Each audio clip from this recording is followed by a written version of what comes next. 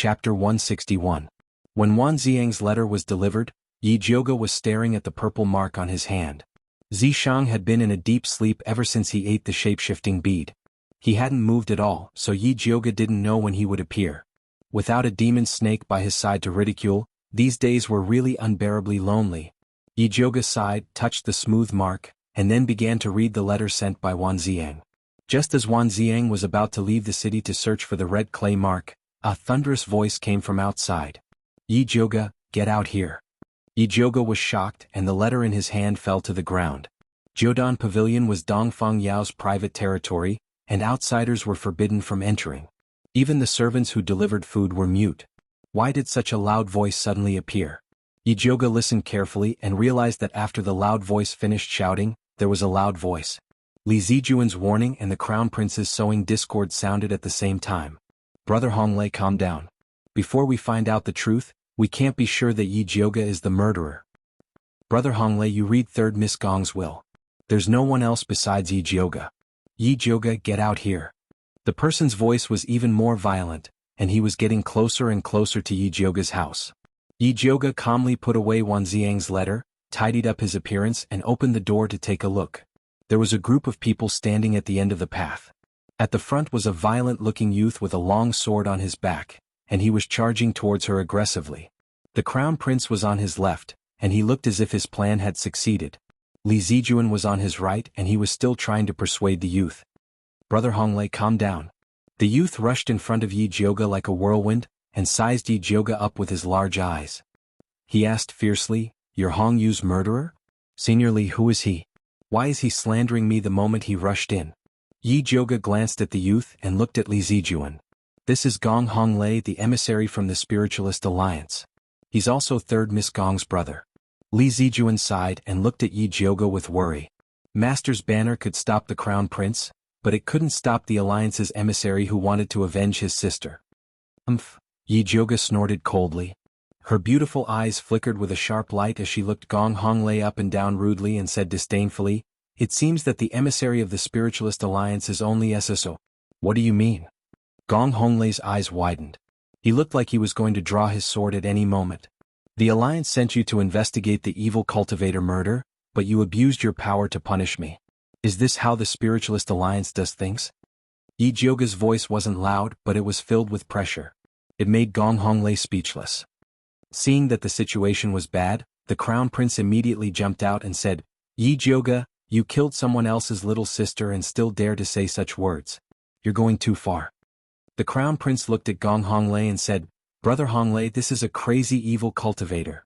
You'd better kill her quickly to avenge your sister." "Dongfang Jiaming, you keep saying that I killed Gong Hongyu. Did you see me kill her with your own eyes? Or did you see me suck human blood to practice evil arts?" Yi Jioge interrupted the Crown Prince's words and shouted, "Don't use the suicide note to talk to that girl, Hua Dai. The suicide note can be forged and Hua Dai can be bribed. Unless you can show other evidence, shut up." "Yi Jioge, this evidence is enough. It's useless for you to quibble. There's no one else but you." The Crown Prince insisted. "I haven't gone out since I came to Alchemy City from Shangjing. May I ask where I got the time to kidnap people and kill people?" Yi Jioge was not afraid of the Crown Prince at all. "You don't have time, but your accomplices do. Bai Songling has been loitering outside Alchemy City. Wan Ziang has also left the city. Maybe he's preparing to escape because his plan has been exposed." A cold light flashed in the Crown Prince's eyes. He wanted to catch Wan Ziang and Bai Songling in one fell swoop.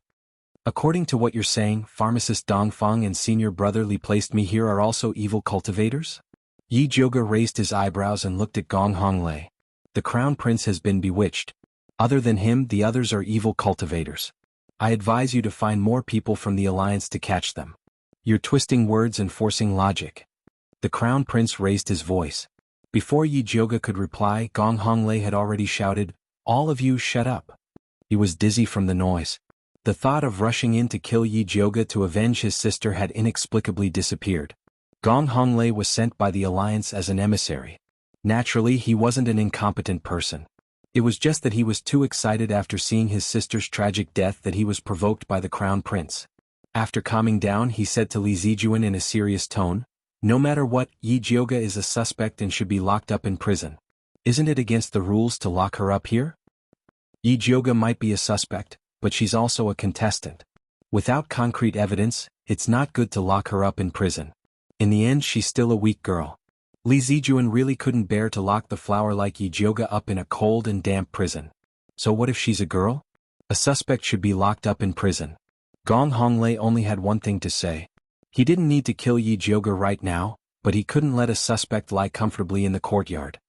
Yi Jioga is a weak girl. Zijuan, you must be blind. The crown prince had been tricked by Yi Jioga so many times. He had never seen a woman more valiant than her. Emissary Gong is right. If that's the case, then lock me up in prison. Yi Jioga calmly said. It didn't matter where she was locked up anyways. There was no need to make things difficult for Li Zijuan over such a small matter. Fine. Li Zijuan apologetically glanced at Yi Jioga. In the end, under the supervision of Gong Honglei and the crown prince, Yi Jioga was brought to Alchemy City's prison. There weren't many people in Alchemy City's prison. Most of them were thieves who stole medicinal plants, so the prison wasn't very gloomy. Li Zijuan had already ordered people to clean up the single cell. Not only was it covered in the best silk mattress, but there was even a bright pink plate of Yi Lai Xiang in the corner. Gong Honglei and the crown prince were a bit dissatisfied with the prison's environment, but they didn't make a fuss about it. They only said that they were worried about the prison's defenses. In order to prevent Yi Jioga from escaping, they sent their own guards. Li Zijuan couldn't argue with them, so he could only agree in the end. Chapter 162. In the dead of night, the prison was pitch black. Only a few oil lamps covered in dust flickered dimly on the walls. Yi Jioga was curled up in the small cell. Her eyes were tightly shut, and her long eyelashes hung down like a row of thick fans. Her breathing was very steady, as if she had already entered the land of dreams. The bright pink tuberose in the corner was quietly blooming, emitting a rich fragrance. The prison was quiet. The guards on duty were clearly separated from the people sent by the crown prince. They were leaning against the wall and napping. Suddenly, a light blue smoke floated in through the crack of the door and quickly spread in all directions. The guard who was napping went limp and fell to the ground. The others also fell to the ground like dumplings. The iron door of the prison creaked open. 5 black-clothed people nimbly entered the prison. After taking the key from the guard, they went straight to the small cell Yi Jioga was in. Just as they were about to open the door of the small cell, a cold voice suddenly sounded. Who goes there? The leader of the black-clothed people took a step back and signaled for his subordinates to light a torch. A bright light sprang up, illuminating the entire small cell. They saw Yi Jioga, who was supposed to be sleeping, standing in the corner. Dressed in green, she was slender and elegant.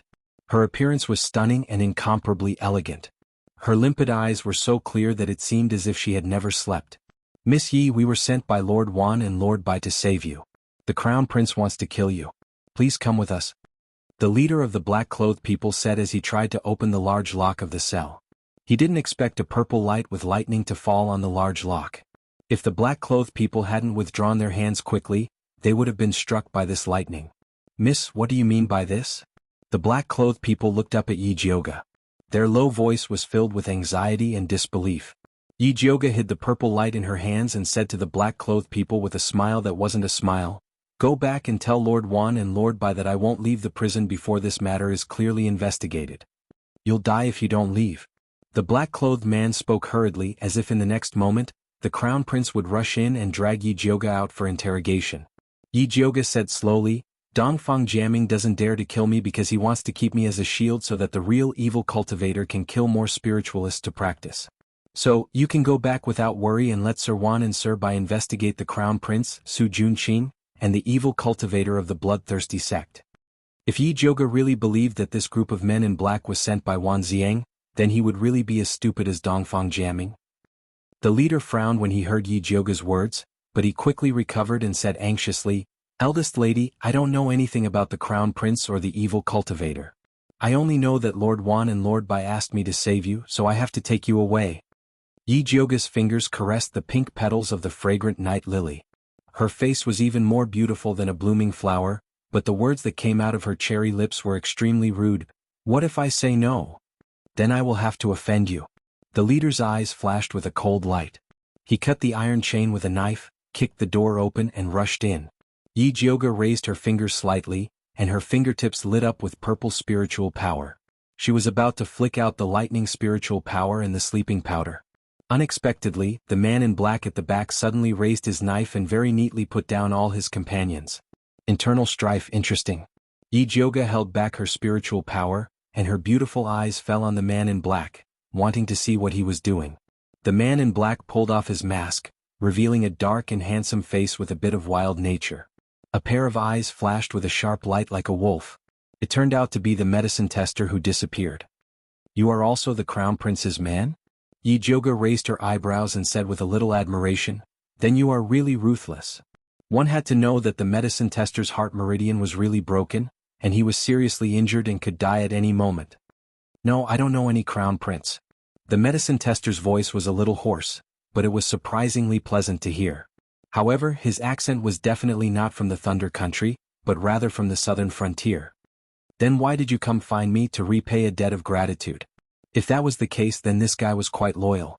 This group of men in black was definitely sent by the crown prince. To be able to sneak in meant that he had some skill. No. The medicine tester shook his head honestly. This slap in the face was a little painful. Yi Jioga was a little unhappy and her expression slightly darkened. "If you are not here to repay a debt of gratitude, then let's calculate the medical fees. Grandmaster Dongfang's third-level heart-nourishing pill is worth 10,000 gold, and my medical fee is also 10,000 gold. Hand over the money." "I have no money." The medicine tester continued to shake his head. "Then what are you here for?" Yi Jioga narrowed her eyes and looked at the medicine tester's strong body. If this guy dared to tease her, then she would make him pay with his body. "My master wants to discuss a business deal with you," the medicine tester solemnly said. "Who is your master?" Yi Jioga couldn't help but raise an eyebrow. The current situation in Alchemy City was so chaotic, yet there were still people who didn't fear death and dared to come in. She really wanted to get to know them. "He said that you will understand once you see this." The medicine tester raised his hand and opened his palm. With a wave of his sleeve, a blood-red winged poisonous earth dragon parasite with a mouth full of sharp teeth scuttled out. Its long body coiled in the medicine tester's palm, and its small eyes stared unkindly at Yi Jioga. This poisonous earth dragon parasite seemed to be of a higher level than the one Yi had before. Not only was its body blood-red, but even its eyes had grown out. Although those black beady eyes were small, they were incomparably fierce. One could imagine how ferocious it was. Yi Jioga couldn't think of anyone else who could raise such a ferocious insect. "I thought he was an orphan?" Yi Jioga's words were both a sigh and a test. "I was separated from the young master when I escaped. I have been looking for him all these years." The medicine tester paused here before continuing, "Not only did you save me, but you also helped the young master greatly. Thus, the young master wants to discuss a business deal with you." The medicine tester's attitude was very serious. In his heart, the way to repay his benefactor was to bring her to his young master to discuss a business deal. If anyone else dared to use this method to repay a favor, Yi Jioga would definitely teach them a lesson. But after seeing the little mute's unsociable nature, she decided to forgive this honest medicine tester. "If you want me to go with you, that's fine. But first, you have to answer a few questions. Where did the two of you escape from? Who is chasing you? Why doesn't he speak? Also, where did he learn the art of insect refinement?" These questions had piled up in Yi Jioga's heart for a long time. Now that he could say it all in one breath, it was indescribably refreshing. Chapter 163. "Can we talk about this after we get out?" the medicine tester asked sincerely. "Sure." With these answers, Yi Jioga decided to go with him. Although the crown prince would definitely blame the crime of absconding to avoid punishment on her, it did not matter. She couldn't catch Lu Yunfei by staying in this broken prison, so she might as well go out and talk to the little mute. Maybe she could get some unexpected clues. "What do you plan to do with these people?" The medicine tester kicked the man in black on the ground. "These people are just small fries, just throw them here." Yi Jioga walked out of the small prison and asked the medicine tester, "I still don't know your name?" "Luo Tian." While talking to Yi Jioga, Luo Tian didn't forget to observe the surroundings and quickly brought Yi Jioga out of the prison. The two of them walked along the dark walls to avoid the patrolling guards and finally left Alchemy City. "Where are we going next?" Yi Jioga looked at the gloomy mountain range. Alchemy City was located in front of two mountain peaks. No matter which direction they went, it was a deep forest. "Follow me." Luo Tian walked towards the dense forest in the east. Yi Jioga followed closely behind him and asked in a casual manner, "Luo Tian, how did you get into the group of men in black?" These men in black were very experienced and seemed to be very experienced. It was impossible that they couldn't recognize their own people. It's a secret. Luo Tian obviously didn't want to answer this question. Then let's talk about the consultation fee. Yi Jiuge revealed a hee-hee expression. He was too inexperienced to fight with her. Luo Tian's footsteps stiffened, but he quickly moved again. His hoarse voice revealed a trace of helplessness. I used my natal gu to control them to get in. Natal gu? Are you from the blood-clothed Miao tribe? Yi Jiuge looked at Luo Tian in shock. Ever since she met the little mute, she had specially looked up information about raising gu. The best at raising gu was the blood-clothed Miao tribe in the southern border. When each blood-clothed Miao tribe member was born, their parents would choose suitable gu to help them raise. They would use their blood to raise it every day. When the child grew up, they would let them refine the gu into their natal gu. The stronger the natal gu, the stronger the ability of the gu breeder. Some of the more powerful blood-clothed Miao clansmen would even collect different gu worms to raise their natal gu. The natal gu and its master shared the same life. Some natal gu with strong vitality could even strengthen the master's life. Luo Tian nodded. He went around a bush and ran deeper into the forest. Yi Jiuge turned around and continued to ask, then why didn't I see your natal gu when I treated you? My vital gu exhausted all of its power to save me, so it went into hiding to recuperate. Although Luo Tian was reluctant, he still answered. After all, it was thanks to Yi Jiuge that his vital gu could recover. So that's how it is. No wonder you were able to survive despite having your heart meridian severed. Yi Jiuge didn't ask where Luo Tian's natal gu was hidden. For a gu breeder, the hiding place of the natal gu was his life gate. Asking about it was tantamount to hunting him down. Luo Tian was originally worried that Yi Jiuge would continue to ask. Seeing that she had given up, he was relieved. He was not an ungrateful person. He had always remembered Yi Jiuge's life-saving grace in his heart.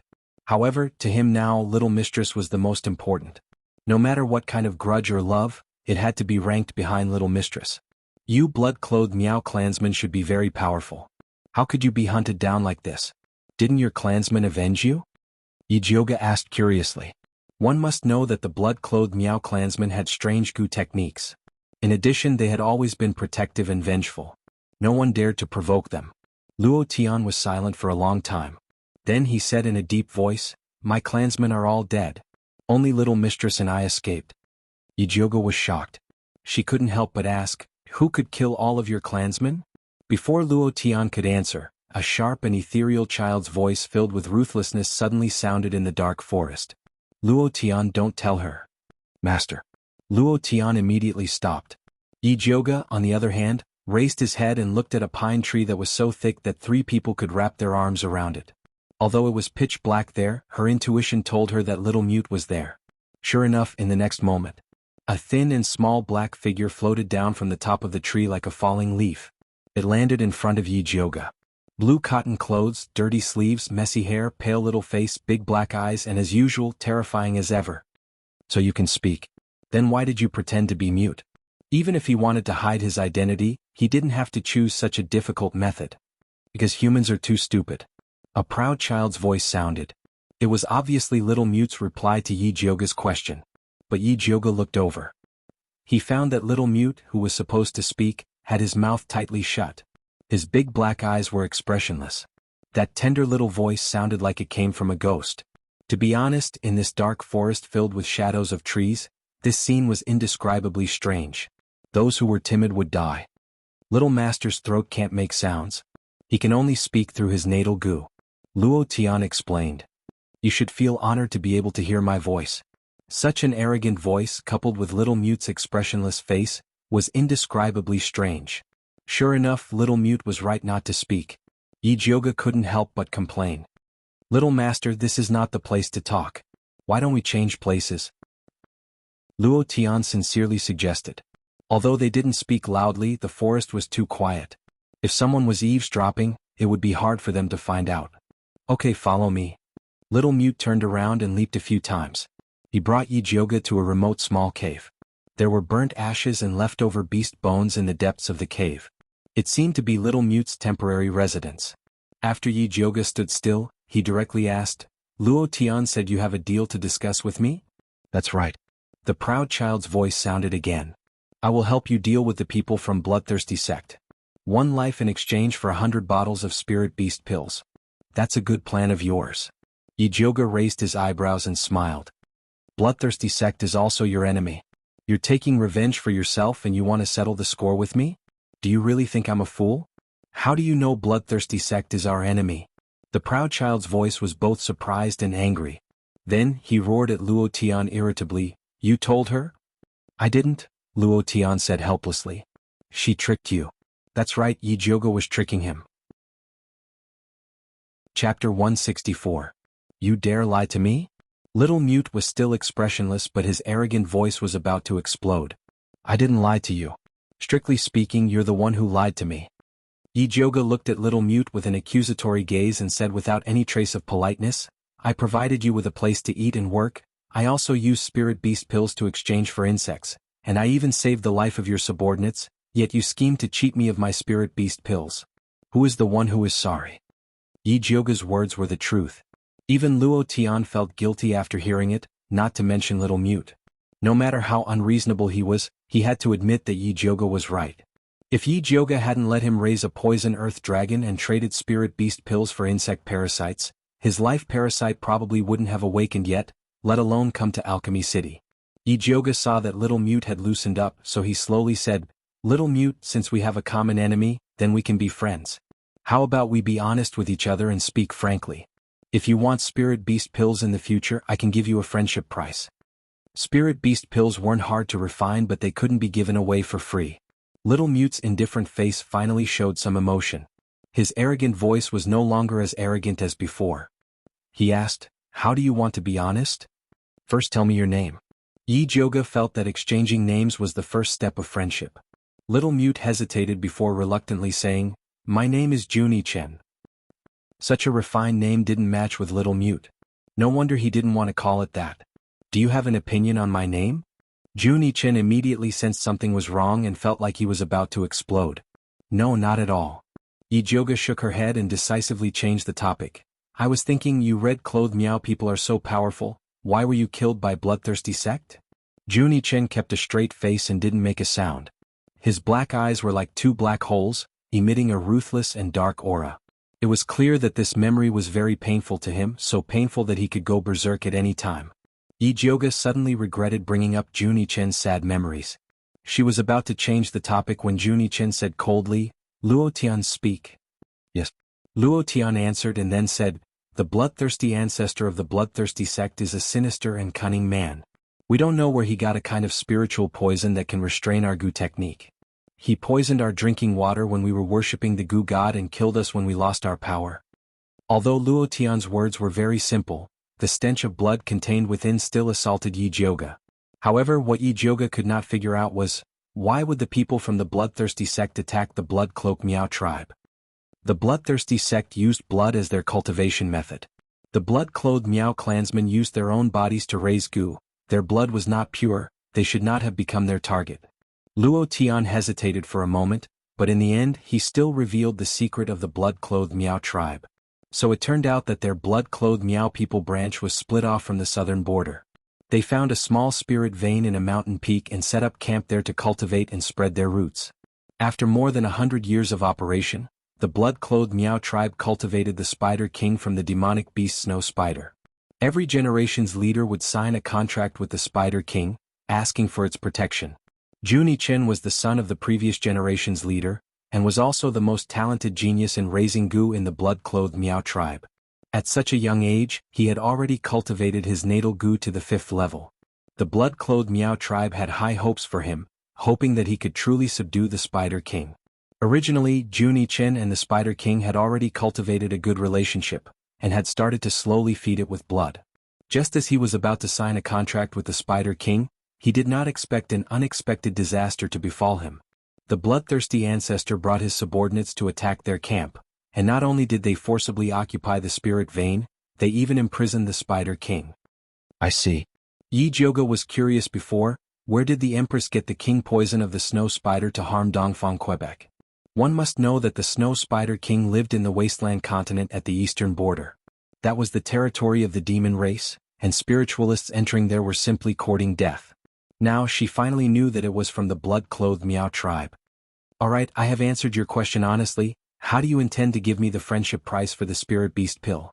Juni Chen's arrogant voice hid a trace of impatience. Tell me first, what can you use to buy my spirit beast pill? Yi Jioga looked like she was willing to negotiate. I can help you refine Gu. Juni Chen's voice was arrogant and confident. This place is not Miaojiang. Yi Jioga expressed that there was no market for Gu refinement in a spiritualist's territory. I can help you kill people. Juni Chen's voice started to show some hesitation. The people I want to kill are no longer in this world. Yi Jioga expressed that he had a hand and a knife, he did not need anyone else. What do you want? The little tsundere finally exploded. I just want to ask, what can you use to buy my spirit beast pill? Yi Jioga spread his hands looking innocent. Just as Juni Chen was about to pounce on Yi Jioga and bite her to death, Luo Tian spoke. Miss Yi, when I escaped with the little master, we had nothing except ourselves. Then sell yourselves to me. This was Yi Jioga's goal, but he could not say it so bluntly in case they turned hostile. Thus, Yi Jioga changed his method and asked, Then what do you plan to do? Luo Tian pondered for a moment, then said cautiously, It's true that the bloodthirsty sect is our enemy, but they are now dealing with you and your companions. I believe that no one understands the methods of the bloodthirsty sect better than us. If you need our help, I am willing to work for you for a year as long as you give me a bottle of spirit beast pill. I remember that you still owe me the consultation fee, right? It was not that Yi Jioga did not want to let go of this debt of gratitude, but the blood-clothed Miaojiang tribe was famous for being a weirdo. It was said that after they repaid the debt of gratitude, they would turn hostile and take revenge just like Gu they would bite back. Yi Jioga did not want to use the secret method given by Zishang to subdue Juni Chen as a big Gu, so he could only make an issue of the debt of gratitude. He would let them work for a few years and when he became stronger it would not matter if they bite back. When Luo Tian heard the two words consultation fee, he fell silent. That's right, his life was saved by Yi Jioga, and now asking her to use spirit beast pills to hire him was indeed contradictory. You saved him so his life is yours from now on. Juni Chen was a person who was clear about his likes and dislikes, selling out his only remaining subordinate with one sentence. Chapter 165. Master. Luo Tian thought he was abandoned, his face immediately turned pale. She treats her subordinates well, you go and work for her, let her use spirit beast pills as a reward, then bring it back to me. Juni Chen said as a matter of course. During this period of time he was not only rearing worms, he was also secretly observing Yi Jioga's character. Ever since Yi Jioga used spirit beast pills to help Yi Yu buy worm goo, he knew that Yi Jioga was a good person, very generous to his own people. Yes. Luo Tian heard that his little master did not abandon him, but only wanted him to work for others to earn spirit beast pills. He immediately nodded. Little tsundere, is it really good for you to send your subordinates to my place? Yi Jioga really wanted to complain. After Juni Chen sold his subordinates he continued to sell himself. As for me, a bottle of spirit beast pills to help you kill one person, this is already my bottom line, I will not work for you. He was the most orthodox bloodline of the blood-cloaked Miao people, shouldering the hopes of all the clansmen, it was impossible for him to be someone else's subordinate. I said, I don't need you to help me kill. Yi Jioga shook his head. Juni Chen's big black eyes immediately flashed a ruthless light. He hated to be rejected. Not to mention that Yi Jioga rejected him again and again. Fortunately, when Juni Chen was about to turn hostile, Yi Jioga added, How about this, you help me do one thing, I will give you a bottle of spirit beast pills, how about that? Juni Chen silently counted with his fingers, feeling that this deal was reasonable, he nodded, All right, tell me, what do you want me to do? I haven't thought about it yet, I will give you a bottle as a deposit first. Yi Jioga took out a bottle of spirit beast pills and threw it to Juni Chen. Juni Chen immediately took it, opened it and smelled it, it was indeed a good medicine. Luo Tian, from now on you are my subordinate, is that right? Yi Jioga turned his head and asked Luo Tian. Yes, just tell me what you need, master. Luo Tian placed his right hand in front of his chest and bowed slightly, his attitude was still very serious. Yi Jioga glanced at Juni Chen. Juni Chen was expressionless, silently counting his fingers in his heart, calculating how to eat these spirit beast pills. He did not have any objection to Luo Tian calling Yi Jioga master. This attitude wasn't normal. Yi Jioga thought for a moment, then asked Luo Tian, the natal goo in your body, does it have to obey Juni Chen? Yes, the natal goo in the young master's body is the most powerful one in the blood-clothed Miao tribe. Everyone has to listen to him. Luo Tian did not hide anything. *CK. Yijioga wanted to vomit blood. Luo Tian said that he would sell his life for him, but in the end, his life was in someone else's hands. What kind of logic was this? However, what displeased her the most was the way Luo Tian addressed him. He called her master and Juni-chen young master. Those who didn't know better would think that Juni-chen was her son. Call me young miss from now on. Yijioga decided to keep his distance from Juni-chen. All right. This was not a problem for Luo Tian. Yijioga composed himself and asked another question. Why does your master care so much about spirit beast pills? In fact, she already had a guess in her heart, but she still wanted to clarify it. Because the spirit beast pill you refined has a great effect on repairing our life insect, Luo Tian replied seriously. Originally, his vital goo had already entered a state of suspended animation and could only recover by devouring other goo worms. But there was no one refining goo in Thunder Country. At that time he thought that he was dead for sure, but who would have thought that he would meet Yijioga, and even his human goo was saved by her. Alright, take this bottle, treat it as this month's monthly allowance. Yijioga also threw a bottle of spirit beast pills to Luo Tian. She was quite satisfied with Luo Tian's attitude. Although this lad looked like an unruly barbarian, his temper was quite good, especially when compared to Juni-chen. Yijioga had always been a generous person. Before she rode a horse, she would first feed the horse grass. Many thanks. Luo Tian received the spirit beast pills and was about to keep them, but was stopped by Yijioga. I gave you the spirit beast pills to help you recover your strength quickly so that you can work for me, not to let you earn it for free. That's right, cast a long line to catch a big fish. Juni-chen expressed his approval, then ordered Luo Tian, eat. Little master, you can't speak the truth so carelessly. Luo Tian felt like crying. When they broke through the encirclement, the old clan leader was right to tell little master to shut up and pretend to be mute. Seeing Yijioga's face darken, Luo Tian immediately made up his mind. For the little master's sake, he had to gain a foothold with Yijioga. In this case he had to recover his strength quickly. Otherwise, forget about helping, he might even have to ask Yijioga to save him instead. Luo Tian quickly swallowed the spirit beast pills, then said to Yijioga, Eldest miss, if I'm not wrong, the bloodthirsty ancestor sent his disciple to Alchemy City to kill people, not just to take the spirit roots of those martial practitioners. He must have a bigger goal. That's right, the blood fury skill he cultivates is about to level up. The blood and spirit roots of those martial practitioners are not enough for him. Juni-chen's voice was cold, his dark eyes incomparably cold. Blood fury skill? What the hell is that? Yijioga's heart skipped a beat when she heard this name and she hurriedly asked. Juni-chen kept a straight face and did not answer. Luo Tian took the initiative to explain, the blood fury skill is the bloodthirsty ancestor's personal skill. Every time he levels up, he needs not only a large amount of blood, but also someone with a similar cultivation level as him to act as a primer. The last time the bloodthirsty ancestor ascended, he used the blood of their old clan leader. However, there was one thing that even the bloodthirsty ancestor hadn't thought of. The old clan leader's blood had a relationship with his successor, Juni-chen. After the bloodthirsty ancestor absorbed the old clan leader's blood to level up, Juni-chen learned many of his secret skills. That bloodthirsty ancestor doesn't just have a strong cultivation level, he also has a secret skill, which is to use his own blood essence to cultivate a kind of blood bead. Every one of his direct disciples has this blood bead. As long as they take it at a critical moment, they can borrow the bloodthirsty ancestor's cultivation level to explode with shocking potential. At the time, some of our clansmen who weren't poisoned fought against them, and they all died under this move. A pained expression flashed across Luo Tian's face. He had participated in that battle as well.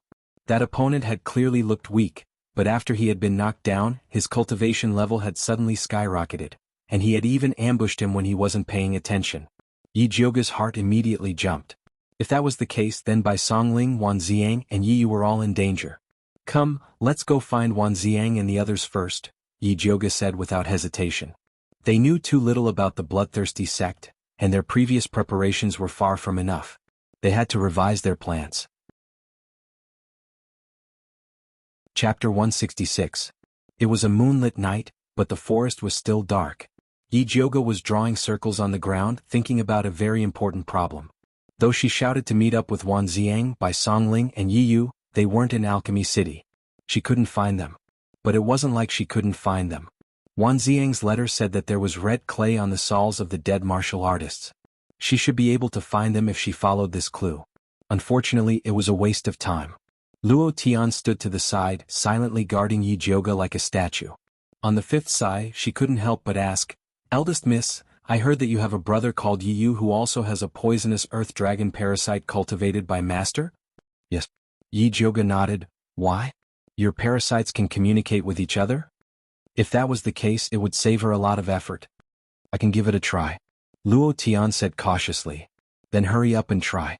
Yi Jioge stood up and urged Luo Tian.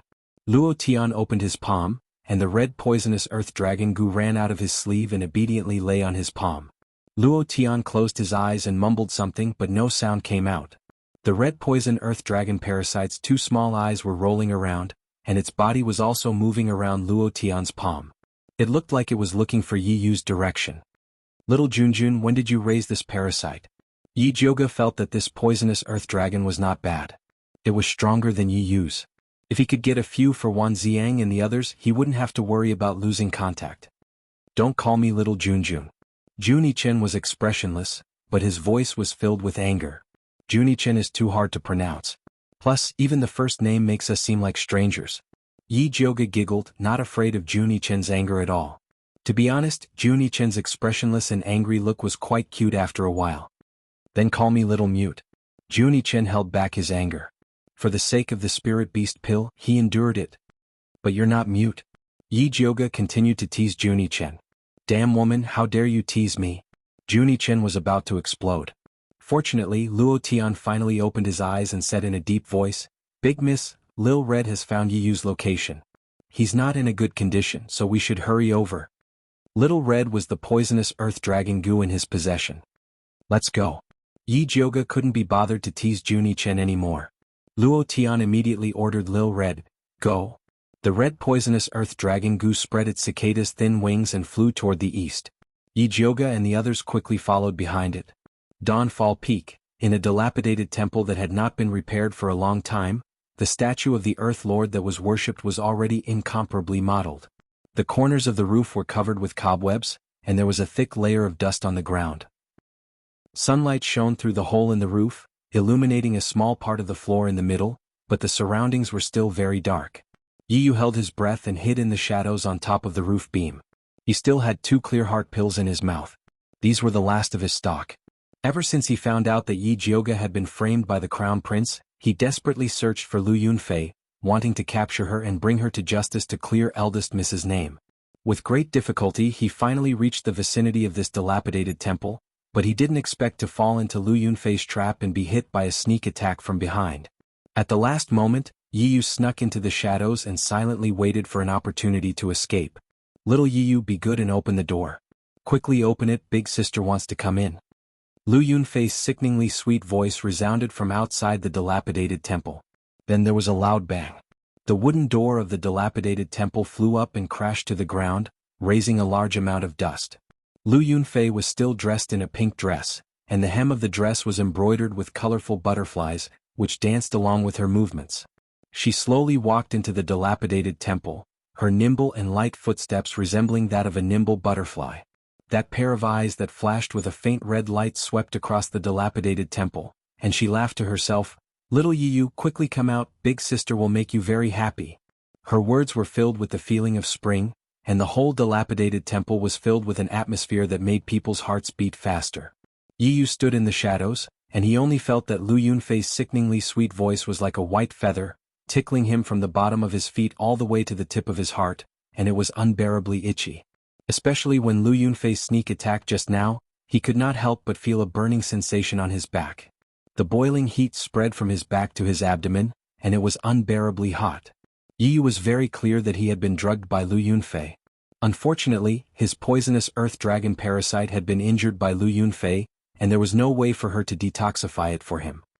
He could only rely on the tranquil heart pill in his mouth to resist this unbearable lust. Lu Yunfei strolled around the dilapidated temple, but she didn't hear Yi Yu's voice. She felt some admiration for Yi Yu in her heart because she couldn't lure him out even after using her charm technique. He was indeed worthy of being the man that she left for last. Not to mention other things, this degree of tranquil heart pill was definitely comparable to Lu Xiaohui. Since she couldn't lure this little guy out with her carnal desire, she would use another method. Lu Yunfei's eyes turned, and she took out a piece of white skin from her storage pouch. After shaking it open, it turned out to be the appearance of a woman. It was a complete piece of human skin. Little Yiyu, this is the skin that I just peeled off from a beauty last night. Do you like it? However, this skin looks very smooth, but it doesn't feel very good to the touch. When it comes to the skin of a beauty, it's still the most beautiful blood slave by the old ancestor's side. Her skin is snow white, and there is a red mole between her eyebrows. She looks quite similar to you, so she should be that unlucky sister of yours that Su Junqing sent away. The old ancestor has already promised me that after I complete this mission, he will give me that blood slave. When the time comes, I will peel off her skin and give it to you, okay? The more Lu Yunfei spoke, the more excited she became. Her eyes had already turned scarlet red, and her skin had also become flushed.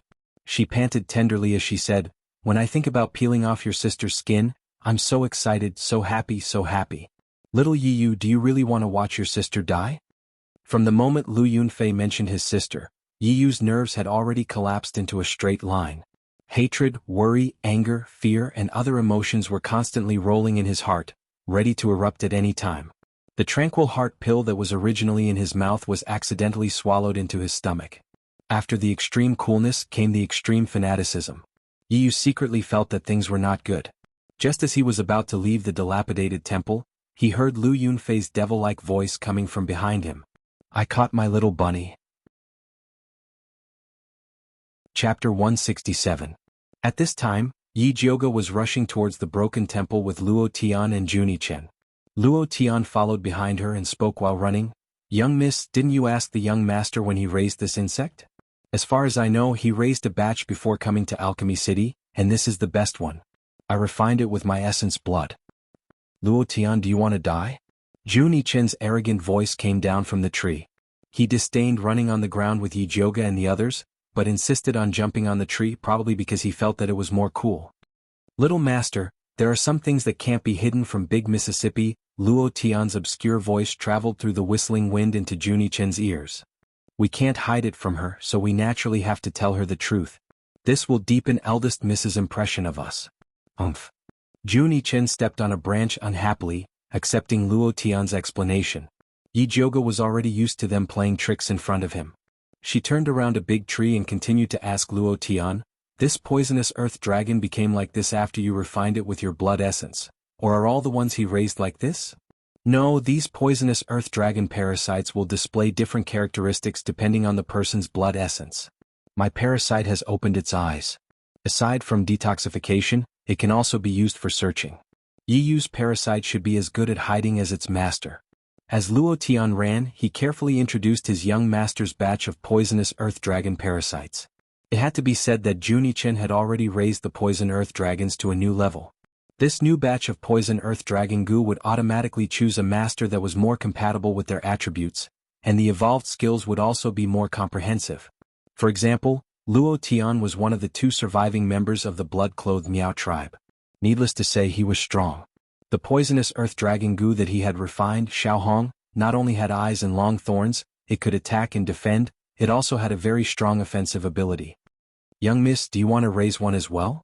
With your strength, you will definitely be able to cultivate an even more powerful insect." Luo Tian quickened his steps and ran to Yi Jiuge's side, looking at her sincerely.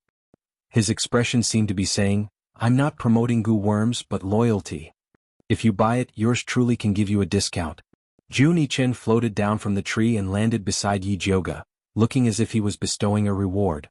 Although the little Tsundra's expression was a little annoying, Yi Jiuge was really tempted by those goo worms. She thought for a moment and said, "Let me see it first." Juni Chen rolled up his sleeves, revealing his white and dry little arm, on which there were 13 black dots. He said, "These are all insects that haven't hatched yet. As long as you reveal a drop of blood essence, the insects will automatically choose you." Yi Jiuge pricked his finger and a drop of blood floated in front of her. The black dots on Juni Chen's hand all swelled up, fighting to be the first to pounce on Yi Jiuge's drop of blood essence. Even Juni Chen was shocked by their craziness. In fact, the natal goo in his body was desperately sending him a message. This drop of blood is also very beneficial to him. Hurry up and give it to him. Juni Chen and his natal goo were one and the same, its desire was his desire. He immediately used his power to suppress the rampaging goo insects, then reached out to snatch the drop of blood essence from Yijioga. He didn't expect the black and fat figure to be faster than him. With a swoosh, it swallowed the drop of blood essence, then landed on Yijioga's shoulder. It was a fat black rat. It had a fat head and big ears with a round belly. Its little paw grabbed Yijioga's hair and shouted in dissatisfaction, "Pippi! Black fatty, why did you come out?" Yijioga was also shocked by this scene. Only now did she remember Zishang's warning to her. Every drop of blood in her body belonged to him. If she dared to let others use it carelessly, he would use a big stick to punish her. Was it too late to destroy the rat now? "You dare to steal this young master's thing?" Junichen's big black eyes stared at the black fat rat. The goo worms on his hand all went berserk, looking like they wanted to rush up and swallow the black fat rat clean. The black fat rat looked at the little worms with contempt, completely disregarding Junichen. It took out a carrot that was even longer than him from its beast skin bag, and squatted on Yijioga's shoulder as it chewed on it with relish.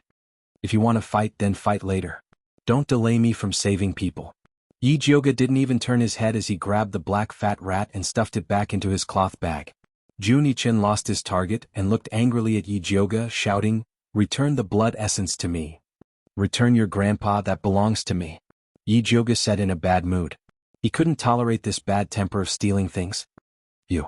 Junichen was about to flip out, but was held down by Luo Tian. "Little master, earning spirit beast pills is more important." Junichen clenched his teeth, silently remembering this grudge. Yijioga couldn't be bothered with little Ao Jiao's thoughts and said to Luo Tian, "Hurry up, I want to find you in an incense's time." After Luo Tian appeased the little master, he drove Xiao Hong with all his might, and quickly brought Yijioga to the broken temple. "You should be inside, I can feel that his poisonous earth dragon goo is injured," Luo Tian said softly. Yijioga opened his spirit eye to carefully inspect the situation of the broken temple. He saw a red circle of light surrounding the broken temple, mixed with the thick smell of blood, and there were even many strange red shadows hiding in the surroundings. It was obvious that this broken temple was one of Lu Yunfei's traps. She wanted to use Yi Yu to lure the others over. "Young miss, do we attack?" Luo Tian rubbed his fists, wanting to show off. "Do you have the confidence to deal with the people from Bloodthirsty Sect?" Yijioga asked. It wasn't that she looked down on Luo Tian and Junichen. It was that the two of them were crippled and small, they were really unreliable. "You still have the nerve to ask this kind of nonsense." Junichen was still holding a grudge against Yijioga for not giving him the blood essence. "So you have already found a way to deal with Bloodthirsty Sect?" Yijioga raised his eyebrows and asked. "Of course." Junichen nodded his head proudly, and habitually wanted to use spirit beast pills to exchange for an answer. Luo Tian answered first. "Little master has already thought of a way to deal with Bloodthirsty Sect. Speaking of which, I have to thank you for this method." After he finished speaking, he looked at Yijioga gratefully. Yijioga was stunned, thought for a moment, and then probed, "Could it be that your method to deal with Bloodthirsty Sect is to rely on the poisonous earth dragon goo?" "Young miss is indeed intelligent." Luo Tian nodded his head in gratification, looking like he didn't follow the wrong person. He couldn't tell that this guy was quite good at flattering people. However, flattery was useless. Yijioga still had to ask clearly what he needed to ask. Chapter 168. How can you be so sure that the poison earth dragon goo can deal with the bloodthirsty sex people? "I don't want guesses. I just want evidence," Yijioga said bluntly. "TSK. Of course, yours truly has verified it," Junichen replied proudly. That year, when Forefather Bloodthirsty attacked the Bloodthirsty Miao tribe's territory, as the successor of the patriarch, Forefather Bloodthirsty Miao tribe had to kill him. Although the old patriarch risked his life to save him, he was also poisoned by the poison that could restrain the goo. In the beginning he was tortured by the poison every day. It was only when he accidentally discovered that devouring the poison earth dragon could alleviate the poison that he felt much better.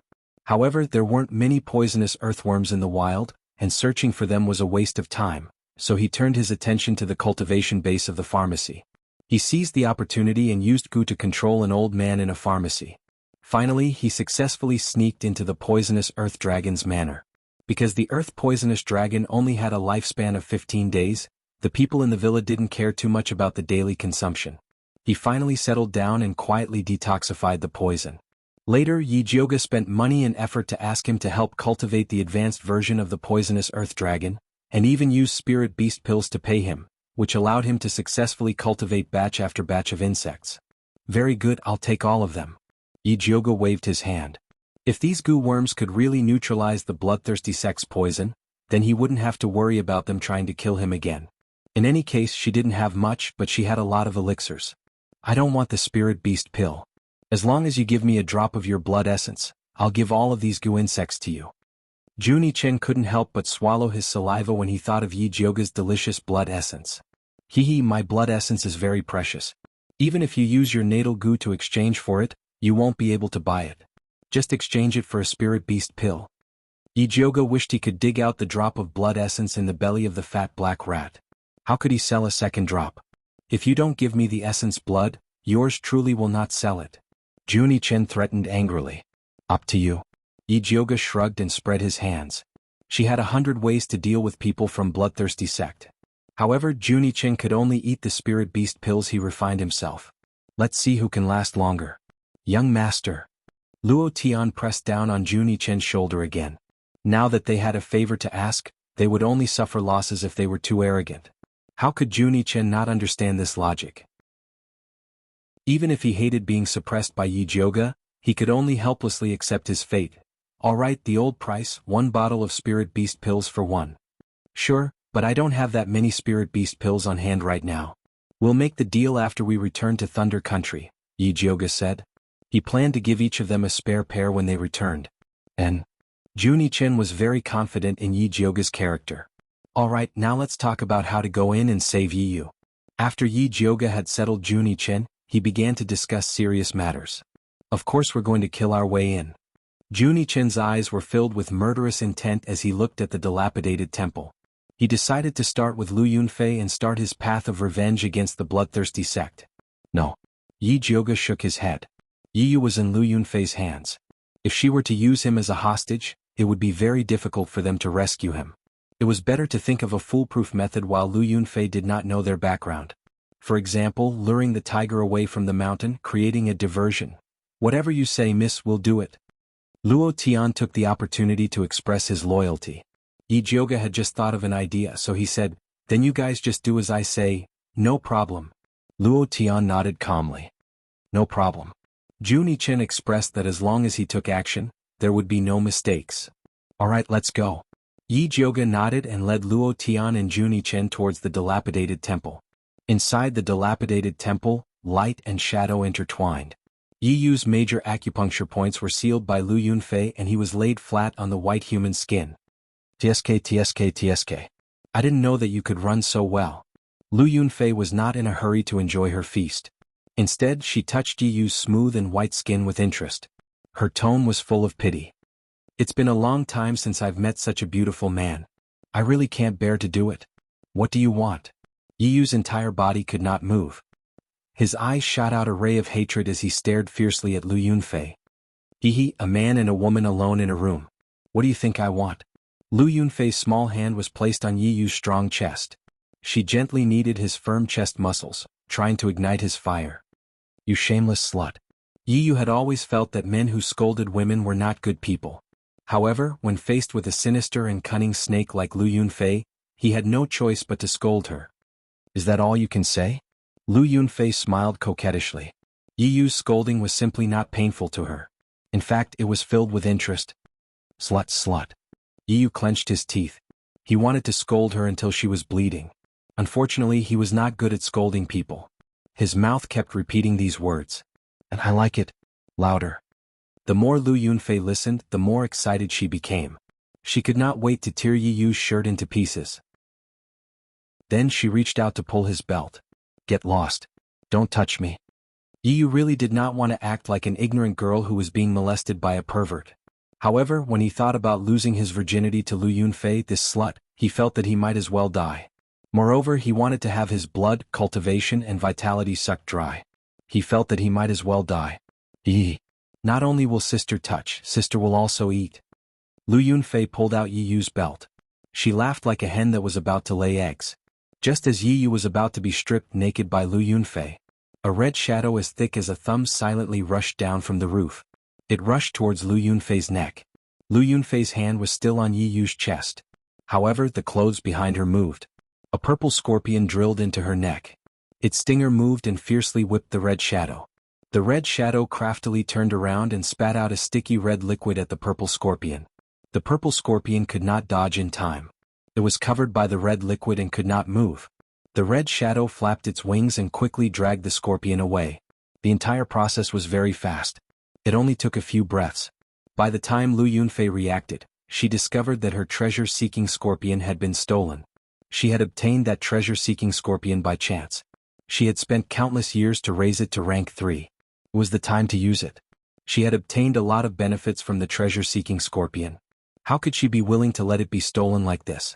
Lu Yunfei did not care about enjoying her feast. Her figure moved and chased after the scorpion. In the blink of an eye, only Yi Yu was left in the broken temple. Yi Yu condensed all the spiritual energy in his body. He wanted to break through the sealed acupuncture points.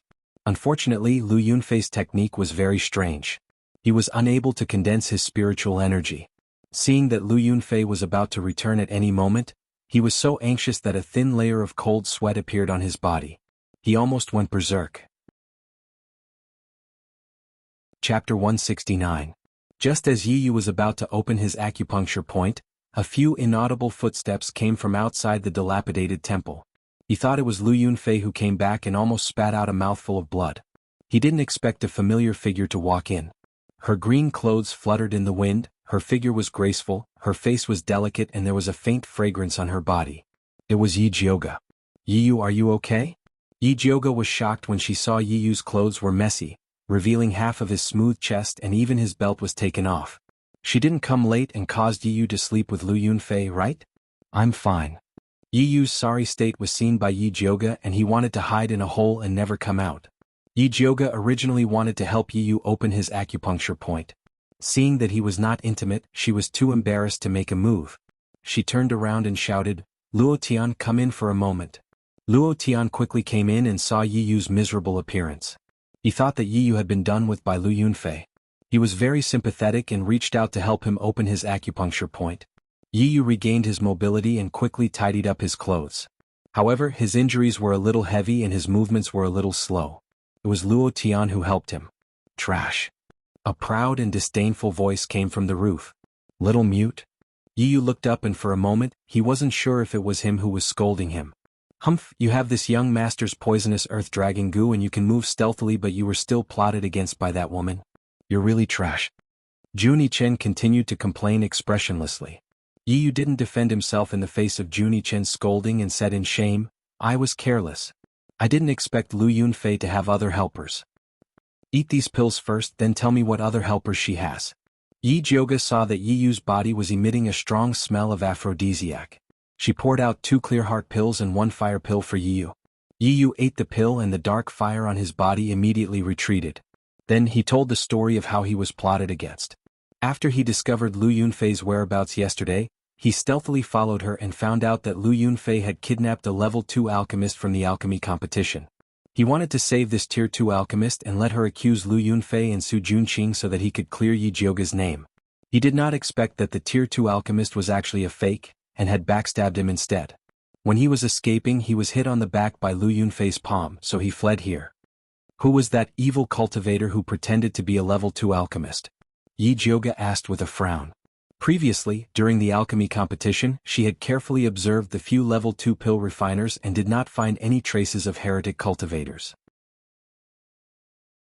It's a middle-aged woman with high cheekbones, a mean face and fine wrinkles at the corners of her mouth. Her name is Guangxi. Yi Yu carefully described the woman's characteristics. I recognize that woman. Yi Jioga had an impression of her. After the alchemy competition, that woman had stayed in the alchemy tower and hadn't appeared since. I recognize it too, Luo Tian said.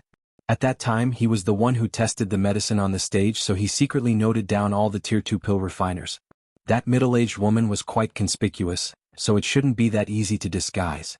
That evil cultivator is very powerful.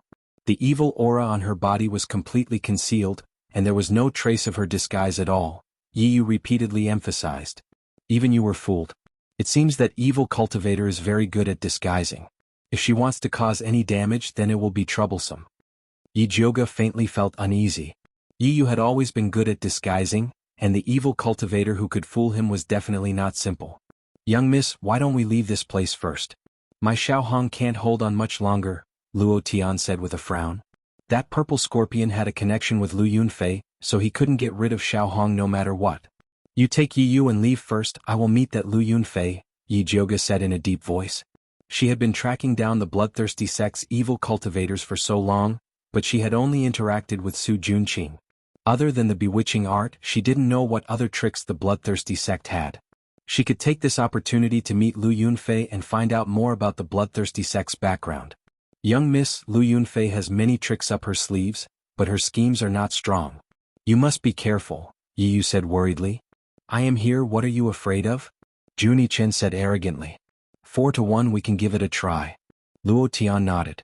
Although he and his young master had not fully recovered their powers, it was not a problem to test out that woman's methods. "No need, Luo Tian, you take Yi Yu and leave. Little Mute will wait for me in the dark. It would be best if we can take her down, but we can't retreat at any time." Yi Jioga only wanted to test Lu Yunfei's tricks, there was no need to leave so many people. Yes. Luo Tian was very confident in Yi Jioga and the young master. Without saying anything else, he carried Yi Yu, who could not move freely, and turned to leave. "Little Mute, summon Xiaohong here," Yi Jioga ordered. Juni Chen's life gu could control all the gu raised by the blood cloak Miao people, and Luo Tian's Xiaohong was no exception. Juni Chen's expression was solemn, his mouth did not move, but his body made a strange trembling sound. Not long after, Xiaohong flew in like lightning and landed in front of Juni Chen. It looked very pathetic, the blood-red color of its body had faded a lot, and its spread wings could not stop trembling, that was a sign of overexertion. It was also dragging a palm-sized purple scorpion. Although it was frozen by the red liquid, it still looked like it was struggling to get out. Yi Jioga immediately recognized that this unlucky scorpion was the one that lured him to the chaotic world. When the unlucky scorpion saw Yi Jioga struggling even more, it seemed to know that it was going to be in big trouble. "Give me that purple scorpion." Yi Jioga stretched out his hand towards Juni Chen. "A spirit beast pill," Juni Chen raised his index finger and added expressionlessly, "to reward Xiaohong. Cheapskate, take it." Yi Jioga was already speechless at Juni Chen's action of wanting to take the prize from him. After Juni Chen fed the spirit beast pill to Xiaohong, he took down the purple scorpion and threw it to Yi Jioga. After Yi Jioga wrapped the scorpion with his spiritual energy, he carefully examined it. This scorpion was palm-sized, its purple carapace looked like it was forged from metal, and it shone with a faint cold light. But the strangest thing was that there was a red eye on its stinger, which was faintly discernible under the sunlight. So it's a treasure-seeking scorpion. Yi Jioga had heard of this kind of strange beast. Not only was it very sensitive to treasures like Yin spirits, but after advancing, it could also eliminate demons and devour ghosts. It was a very angry demonic beast, no wonder Lu Yunfei would rather give up on Yi Yu and chase after him. Chapter 170. That evil cultivator has caught up, Juni Chen said softly. Yi Jioga looked towards the entrance of the broken temple, only to see a light breeze blowing, the leaves falling silently, but a murderous aura assaulted his face. "Stick to the plan." Yi Jioga stuffed the treasure-seeking scorpion into his cloth bag, then raised his hand and condensed a purple lightning. Juni Chen's figure flashed and disappeared without a trace. Just as he disappeared, Lu Yunfei rushed back to the broken temple like lightning and was met with the purple lightning released by Yi Jioga. When she came back, she was already prepared to be ambushed. She raised her hand and released a blood mist to deflect Yi Jioga's lightning, then struck towards Yi Jioga's chest. Yi Jioga mobilized all the spiritual power in his body and raised his hand to meet her palm. The purple and red light fiercely collided, causing red and purple light to burst out. Lu Yunfei somersaulted and landed beside the broken temple door. Yi Jioga stood in place without moving.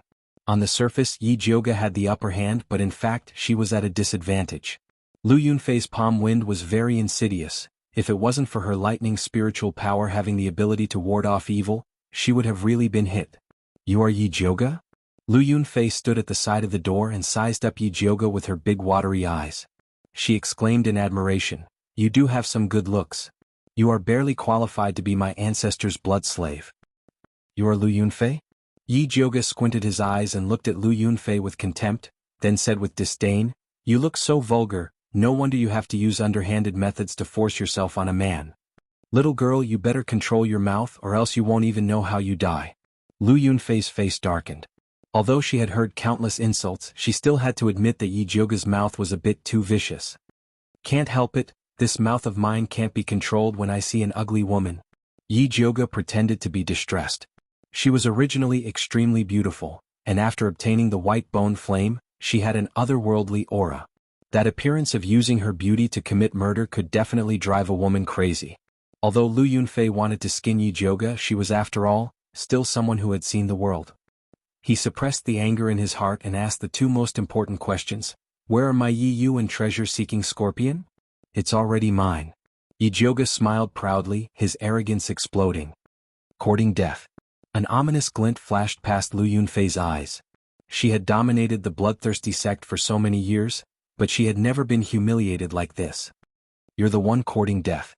Yi Jioga's right hand formed a 5-thunder chant, and the purple lightning struck towards Lu Yunfei again. Lu Yunfei took out a small and exquisite blood-colored bell from her storage bag and gently shook it. A strange sound was transmitted over. When Yi Jioga heard this voice, the blood in his body surged crazily, as though he wanted to break through the shackles and rush towards Lu Yunfei. Yi Jioga was shocked. She quickly took out a clear heart pill and swallowed it. The cold feeling made her shiver. To be able to withstand my blood bell sound, you are indeed not simple. Lu Yunfei raised her hand and shook the blood-colored bell twice. This time, the bell sound was even clearer, like a heavy hammer falling on Yi Jioga's head. The blood in her body surged even more violently, like a herd of wild horses that had lost control, about to rush out of her pores. Yi Jioga did not try to suppress the surging blood. Instead, he followed this feeling and shot out a thumb-thick bolt of purple lightning. Lu Yunfei did not expect that Yi Jioga would still have a chance to fight back under the control of her blood bell sound. She stopped underestimating him, raised her hand and shot out a bloody light. After breaking through Yi Jioga's lightning, the blood-colored bell in her hand shook even more violently. Yi Jioga covered his ears and retreated 3 feet. He was about to pull out the Thunder Snake illusionary whip from his waist. However, Lu Yunfei suddenly opened her mouth and spat out a ball of thick bloody light. It turned into a blood-colored arrow and with a rotten stench, it shot towards Yi Jioga's chest. Yi Jioga was not far from her. Caught off guard, he could only take this attack head-on. At this crucial moment, Lil Red, who was lying on Junichen's body, rushed out. The red light on its body exploded, and it turned into a fist-sized shadow. It opened its mouth and swallowed the blood-colored arrow. Retreat. Yi Jioga took the opportunity to retreat, broke through the window and left the ruined temple. When Lu Yunfei heard the order to retreat, she thought that there was still an ambush in the ruined temple, so she stopped and searched carefully. When she rushed out of the ruined temple, she had already lost sight of Yi Jioga. Damned bitch, wait until I send you back to bloodthirsty sect. I will definitely let the ancestor refine you into a blood slave to feed the Spider King. Lu Yunfei gritted her teeth and cursed. After Yi Jioga left the ruined temple, he quickly arrived at the place where he had agreed to meet Junichen. Junichen was already waiting there. Is Lil Red alright? Yi Jioga asked. If Lil Red had not rushed out to help her take the hit, she would have suffered a huge loss. I'm fine. Junichen opened his palm. He saw that Lil Red's abdomen was as big as a ball, and its body was so red that it was about to drip blood. It was curled up and motionless. It has a baby? Yi Jioga asked hesitantly. He felt that Lil Red could give birth to a bunch of little goo at any time. Squeak squeak. Lil Red roared angrily. Yi Jioga inexplicably felt that she understood what Lil Red meant. She raised her head and asked Junichen, is it saying that I am male? I don't know, but it is indeed male. Junichen shook his head. He could only give orders to goo worms unilaterally, and could not understand what they were saying. Then why is its stomach so big? Yi Jioga was slightly worried. Although Lil Red was only a goo worm, if it died to save her, she would also feel guilty. Must have eaten too much. The blood arrow that Lu Yunfei shot out just now was extremely poisonous. If you were hit by it, you would have turned into a puddle of blood on the spot. Junichen understood that arrow very well. Many of his clansmen had died under that move in the past. Squeak squeak. Lil Red cried out again. Although it looked like it was going to explode at any time, it was still in good spirits. Lil Red saved you, don't you have anything to say? Junichen looked at Yi Jioga expressionlessly and asked for repayment with a serious face. There are only 2 left, take it. Yi Jioga sensibly took out the spirit beast pill. Although she had ways to neutralize the blood arrow even if Lil Red didn't come out, she couldn't let Lil Red down. Goo worms also had insect rights. Junie Chen took the spirit beast pill and stuffed it into Lil Red's mouth. After Lil Red swallowed it, although its stomach seemed even bigger, it began to hum with a satisfied expression. "Shut up," Junie Chen reprimanded with a dark expression. He didn't want Yi Jioga to know that Lil Red swallowed the blood arrow not to save her, but because it was useful for Lil Red's evolution. After Lil Red finished absorbing the blood arrow and the spirit beast pill, it would be able to advance to the next level. Yi Jioga actually noticed a little, but Lil Red was her own worm. She was happy to see it evolve, so she didn't expose Junie Chen's intentions. Chapter 171. Luo Tian is summoning us. Let's go back. Junie Chen put Little Red back into his sleeve and ran towards the forest. Yi Jioga followed him and asked, "Do you recognize the blood-colored bell that Lu Yunfei took out?" The ringing from the blood-colored bell was too terrifying. If it weren't for the clear heart pill, she wouldn't have been able to resist it. If it were an ordinary person, they would have died. Junie Chen thought for a moment, then said, "It's an artifact that Ancestor Bloodthirsty used his own blood essence to refine for his direct disciple. It's similar to the blood beads in that it can borrow his power." Although he learned a lot of information from the bloodthirsty ancestor with the help of the patriarch's blood, this information was usually buried in the depths of his mind and could only be triggered when he saw the real thing.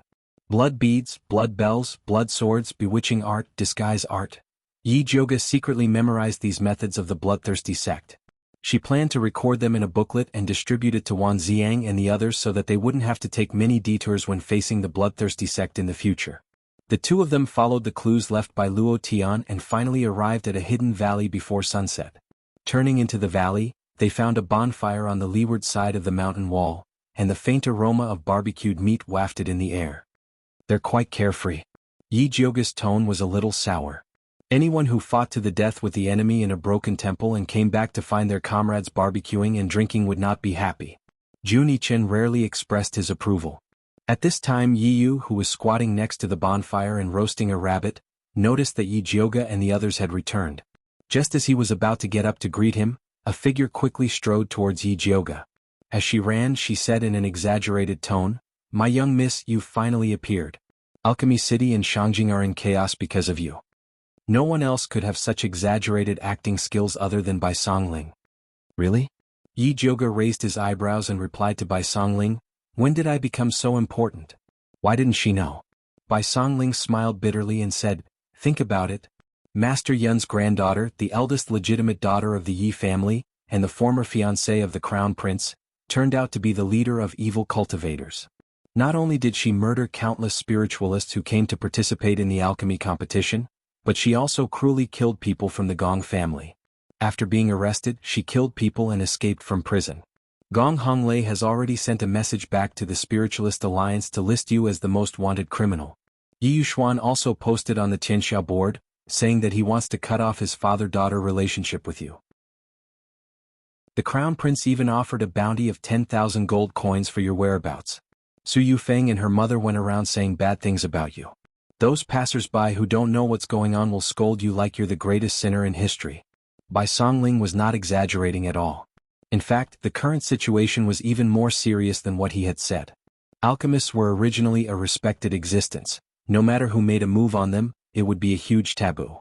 After Yi Jioga escaped from prison, the Crown Prince added fuel to the fire and falsely accused her reputation. If Yi Yushuan could bear the pressure to support Yi Jioga, then the public opinion would not have gone out of control. Unfortunately, not only did Yi Yushuan not help Yi Jioga, he even posted on the Tianxia board, saying that he wanted to cut off his father-daughter relationship with Yi Jioga, and that her life and death would no longer have anything to do with him. In addition, Yi Shanshan and her mother had secretly and openly poured dirty water on Yi Jioga's head, making people believe that Yi Jioga was the head of a heretic cultivator. Yi Yushan. Yi Jioga gritted her teeth, wishing that she could bite those 3 words into pieces and spit them into the mud. Although she knew that this scumbag of a father was a bit heartless, she did not expect him to be so heartless, indiscriminately framing her, and breaking her bottom line every time. "Forget it, I don't want this kind of father." Bai Songling comforted. Yi Jioga let out a breath and asked, "What about the servants in my courtyard?" She was only worried about Mother Qing, Pearl and the others. Even if Yi Yushuan did not make a move on them, Su Yufeng would not let them go. "Don't worry," after His Highness Dong Ling Wang heard the news, he immediately sent people to hide all the servants in your courtyard. Bai Songling admired the servants of the Purple Forest Park. Dongfang Ke had just sent someone to pass the news to Mother Qing, and Mother Qing immediately arranged for all the servants to leave in an orderly manner. When Su Yufeng rushed over, even the old maid guarding the door of the Purple Forest Park had disappeared. That's good. Yi Jioge finally heaved a sigh of relief. Oh right, Fourth Miss Yi is determined not to believe that you are a heretic cultivator, and is still unwilling to return to Alchemy City, but her mother, Fifth Aunt, Bai Songling couldn't help but sigh and said, "We originally wanted to bring Fifth Aunt out, but she insisted on staying in the Yi mansion to wait for Fourth Miss Yi to return. Not long after, I heard that she died of an acute illness. The news that Su Yufeng spread was that you were dissatisfied with Yi Yuxuan and wanted to poison them, but accidentally killed Fifth Aunt." Fifth Aunt is dead? This news was a bit unexpected for Yi Jioge, but it was also reasonable. Yes, our people have already investigated and confirmed that it was Su Yufeng who poisoned her. Yi Yuxuan should also be aware of this, but he tacitly agreed that Su Yufeng pushed the blame to you. Bai Songling had been in the Ministry of Justice for a long time and believed that he had seen many tragedies, but a man as scum as Yi Yuxuan was rare. I didn't think that she would still be unable to escape this calamity.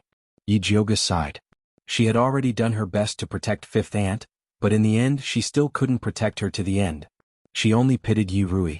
Young miss, the rumors about you in Alchemy City and Shangjing are very unfavorable. If you don't think of a way to eliminate them, I'm afraid it will only get worse. Although Bai Songling sympathized with Fifth Aunt for not being a good person, Yi Jioge was still more important to him. How could Yi Jioge not know the severity of the situation? However, this kind of public opinion couldn't be changed with just words. Just as Yi Jioge was frowning and thinking hard, Luo Tian came over and said gently, "Young miss, why don't we slowly talk by the fire? It's warm there. You've been tired all day, so you should be hungry." Yes, we roasted rabbit meat for you and cooked mushroom soup." Bai Songling said, "At such an unlucky time, you need to eat and drink to have the energy to continue the discussion." Yi Jioge didn't feel it before, but now that she mentioned it, she realized that she was really hungry. She came to the fire and found that Junichen was already squatting by the side, eating more than half of the rabbit. "Young miss, sit here."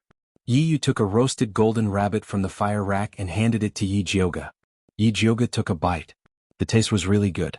It was crispy on the outside and tender on the inside, with crispy skin and crispy meat.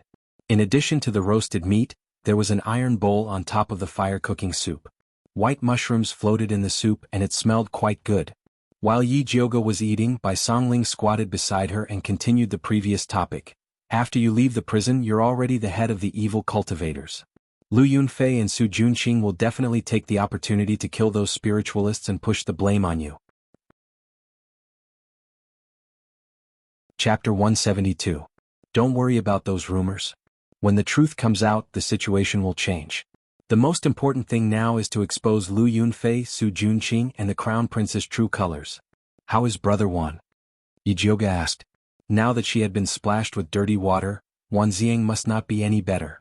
"The Crown Prince is holding on to your friendship with him and wants to throw him into prison as an accomplice.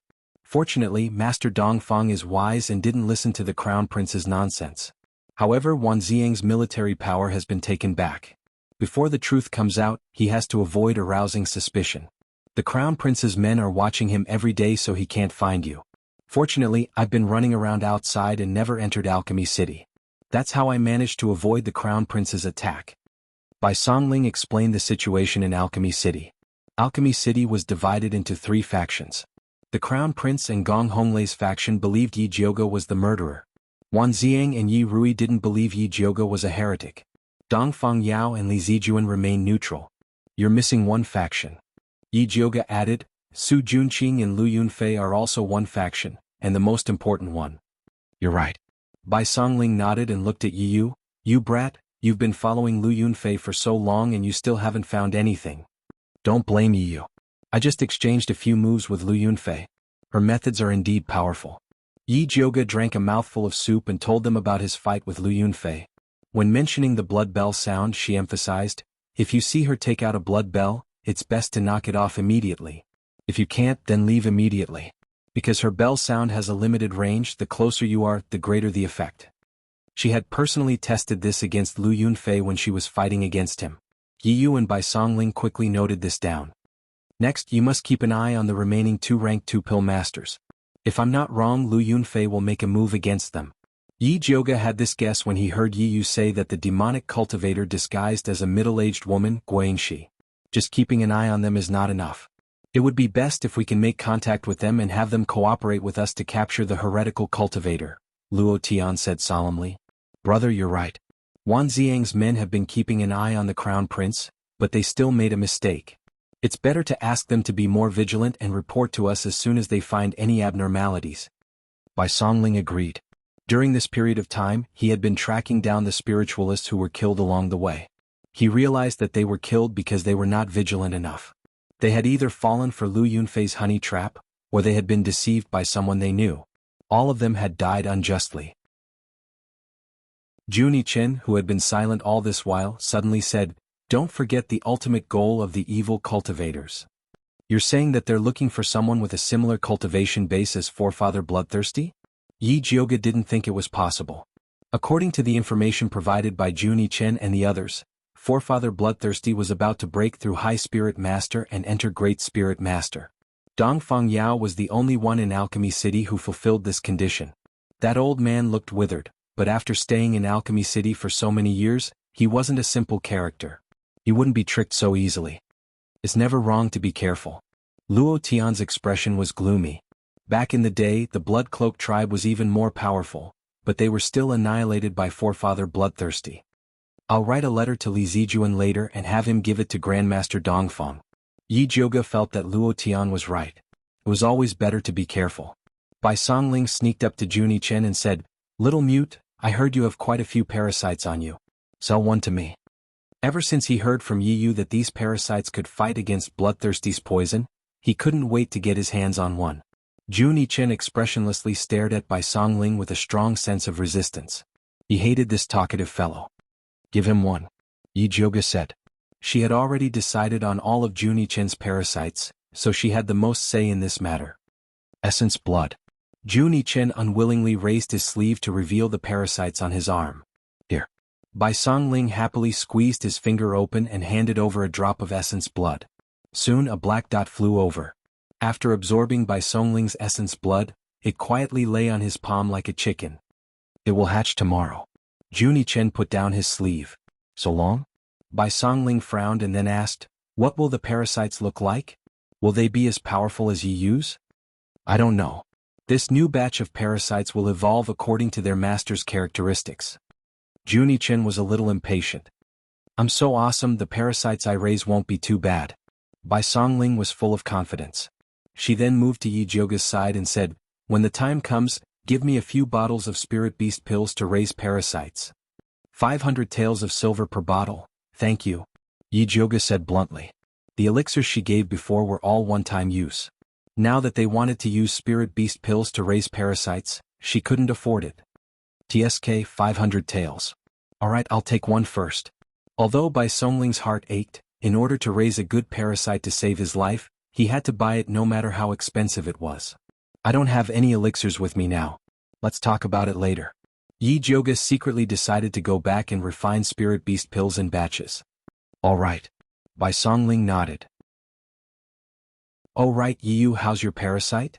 Yi Jioge turned his head and asked Yi Yu. "My black overlord isn't doing too well." Yi Yu carefully took out his parasite from his belt. The once majestic black bug now looked shriveled and shriveled. It curled up in Yi Yu's palm looking like it was half dead. It must have eaten the wrong poison. It will be fine after resting for a while. Juni Chen glanced at it and knew the problem. Although the poisonous earth dragon parasite could swallow a lot of poisons, some poisons were very harmful to it. For example, the aphrodisiac poison. After swallowing this poison, it would become excited. When it couldn't find a target to vent, it would become like this. After Yi Yu heard this, he felt some heartache. He gently stroked the body of the Black Overlord. He was hit by Lu Yunfei's poisonous emotion palm. If not for the Black Overlord helping him to absorb more than half of the poison, even if he swallowed the Clear Heart pill, he would still turn into a beast of desire. Poor Overlord parasite. Yi Jioge deeply sympathized with it. Unfortunately, she didn't have any more spirit beast pills on hand. Otherwise, she would have given it a few to comfort it. Chapter 173. The night sky was tranquil with the stars hanging high in the sky. Bai Songling yawned and asked Yi Jioge, "It's getting late, should we camp here or go somewhere else?" These rough men could lie down for the night anywhere, but Yi Jioge was still his. He was afraid that she would feel wronged. Yi Jioge thought about it and said, "Let's go back to Alchemy City. Find a way to rent a place for me tomorrow morning.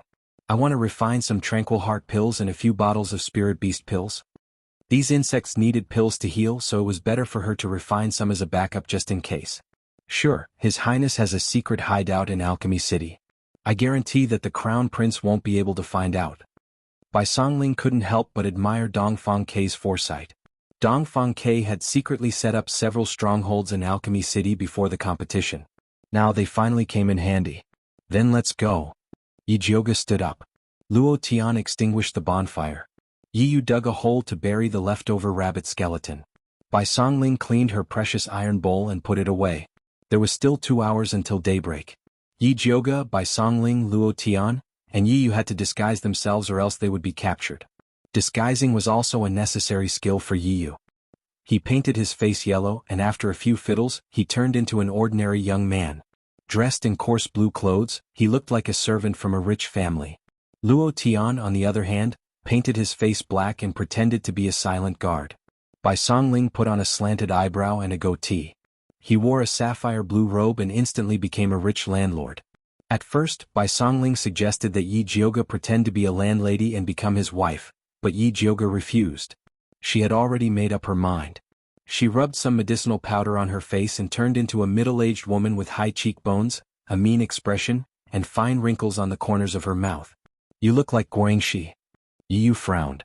This face reminded him of a painful memory. "That's the effect I want." Yi Jioge did it on purpose. "That's too risky." Bai Songling also disagreed. They had to tuck their tails between their legs when they entered the city, but Yi Jioge pretended to be someone that the evil cultivator had once disguised as. Wouldn't that attract more attention? Nothing ventured, nothing gained. The best defense is offense. Yi Jioge naturally had her reasons for doing so. Now that the entire Thunder Country was against him under the influence of the Crown Prince, if she continued to hide like a turtle, she would only lose the initiative. She had to think of a way to take the initiative to attack. He might be able to catch a big fish by pretending to be Guangxi. Well, anyway, it can't be that bad. Bai Songling was also very optimistic. By the time they finished dressing up, the sky was already beginning to brighten. After the city guards opened the gate, they didn't interrogate Yi Jioge's group and directly let them into the city. The stronghold that Bai Songling mentioned was at number 17 East Main Street, next to the herb shop. At this time it was still early. There were few people on the street and only a few shops were open. The group entered the house without a hitch. It was a courtyard with 3 entrances. Although the layout was simple, it had everything that one needed. Bai Songling was about to arrange for them to rest when he suddenly thought of something and said, "My insect seems to be hatching." As he said that, he raised his arm and saw that the black dot on his hand had become much bigger. Then it moved and finally stretched out, revealing its true face. However, everyone looked at it with a strange expression. Yi Yu's black overlord was ferocious and mighty, good at hiding and devouring. Luo Tian's little red was extremely fast and good at sneak attacks. Bai Songling's white insect didn't have eyes or wings. It only had an extremely big mouth and looked very ugly. Things are like people. Junichen nodded and said, "You talk too much, that's why you raised such a big mouth insect." Impossible. Bai Songling couldn't believe that such a handsome young talent like him would raise such an ugly insect. He couldn't accept it. Face the reality. Yi Jioge also laughed mercilessly at the side. Bai Songling stared at the big mouth insect and felt an indescribable suffocation in his heart. He could only comfort himself. Forget it, forget it. The bigger the mouth, the more it eats. In the future, it will definitely be more powerful than you guys.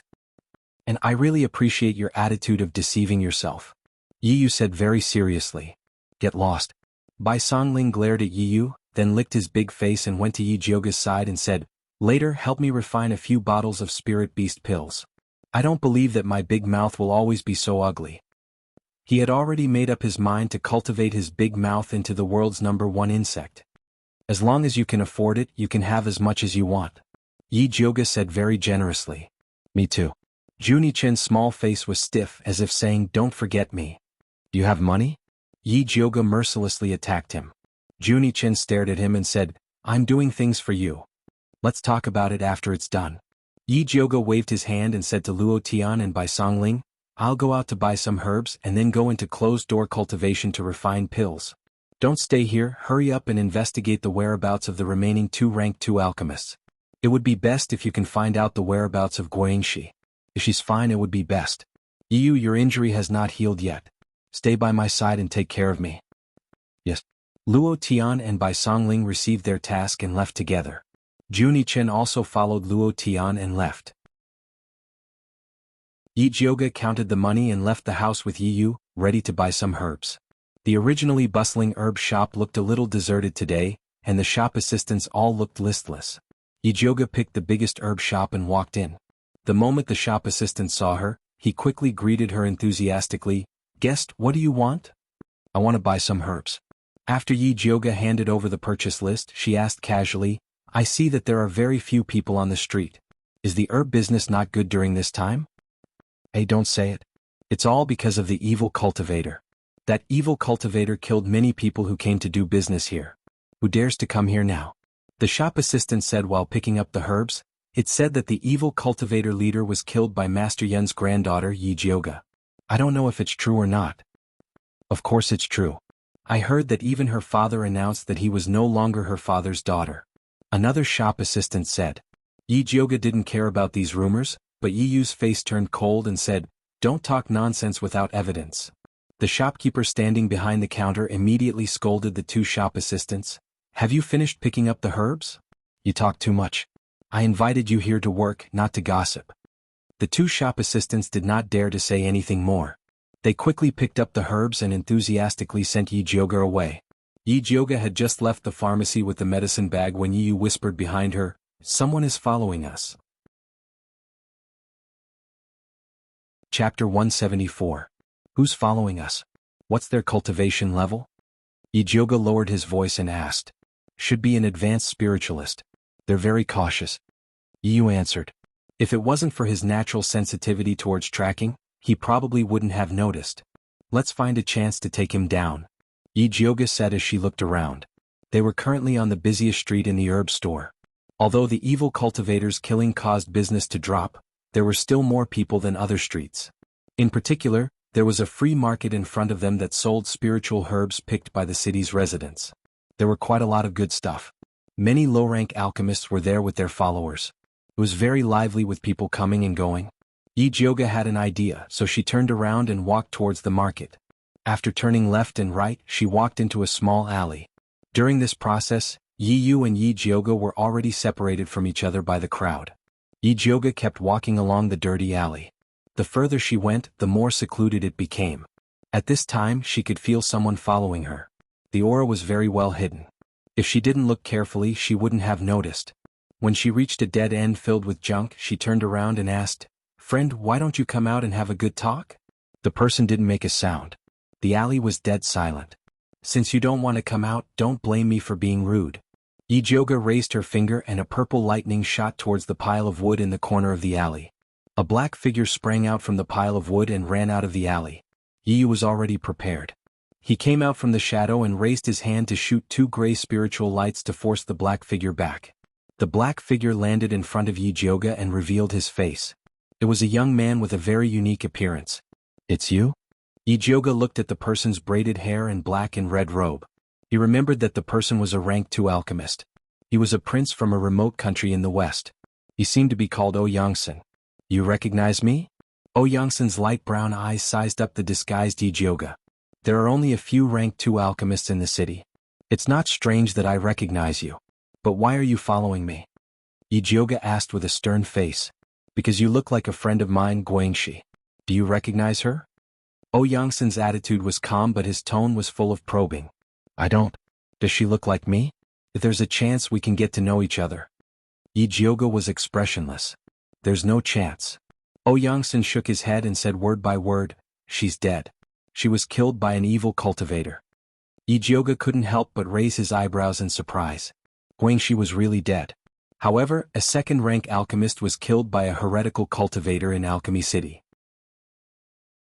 This matter shouldn't be kept a secret, so how did Yangsen find out? Yangsen seemed to have noticed the doubt in Yi Jioga's heart. He explained in a low voice, Guangxi is my senior sister. We came to Alchemy City together to participate in the competition. Senior sister Guo was killed by an evil cultivator 3 days ago. Before she died, she used a secret method to pass the news to me. I've been looking for her body but I haven't found it yet. After Yangsen finished speaking, he sized up Yi Jioga with a scrutinizing gaze. I didn't kill your senior sister. Yi Jioga calmly said, there is a person among the evil cultivators who is very good at disguising. He disguised himself as Guangxi and severely injured one of my subordinates. I disguised myself as Guangxi to lure that evil cultivator out. Yi Jioga did not say much about Yi Yu. This Yangsen's appearance was too much of a coincidence. It was still unclear whether he was a friend or foe. Yangsen seemed to believe Yi Jioga's words.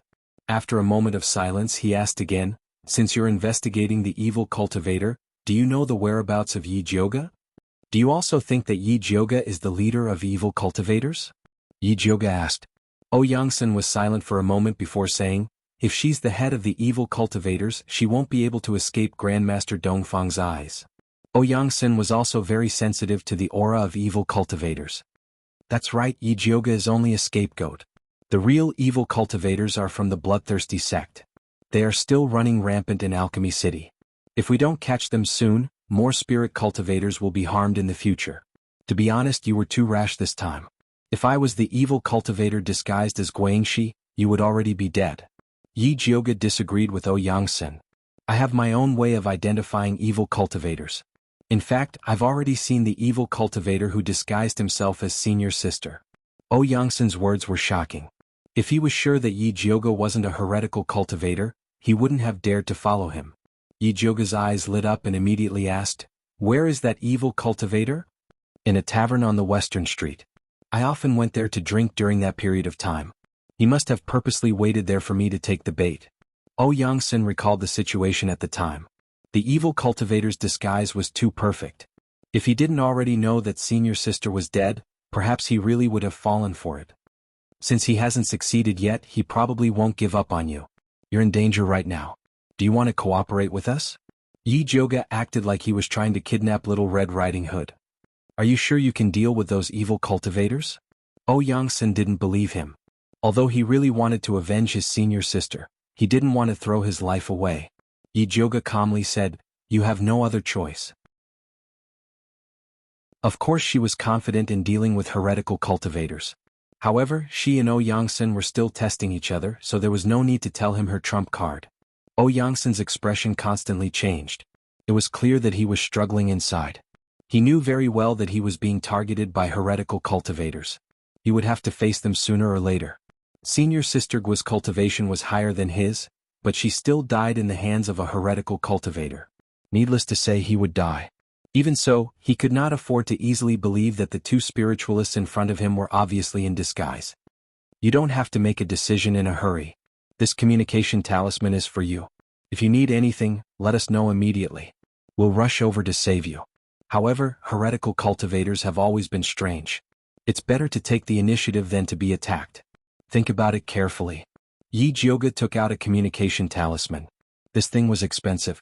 She only got 3 of them. Even Yi Yu and Wan Xiang couldn't bear to give them to Yangsen. Thank you. Yangsen took the communication talisman. Needless to say, Yi Jioga's actions made him feel more at ease. He started to seriously consider the possibility of cooperation. I still have something to do. Excuse me. Yi Jioga said goodbye and left with Yi Yu. Chapter 175. Eldest Miss, that guy is still watching us from behind. Yi Yu whispered. There's no rush. He's definitely more anxious than us. Yi Jioga said indifferently. If she acted like she wanted Yangsen no matter what, she was afraid that he would still act arrogant. She had to act like she didn't care about anything. Only then would he seriously consider the cooperation.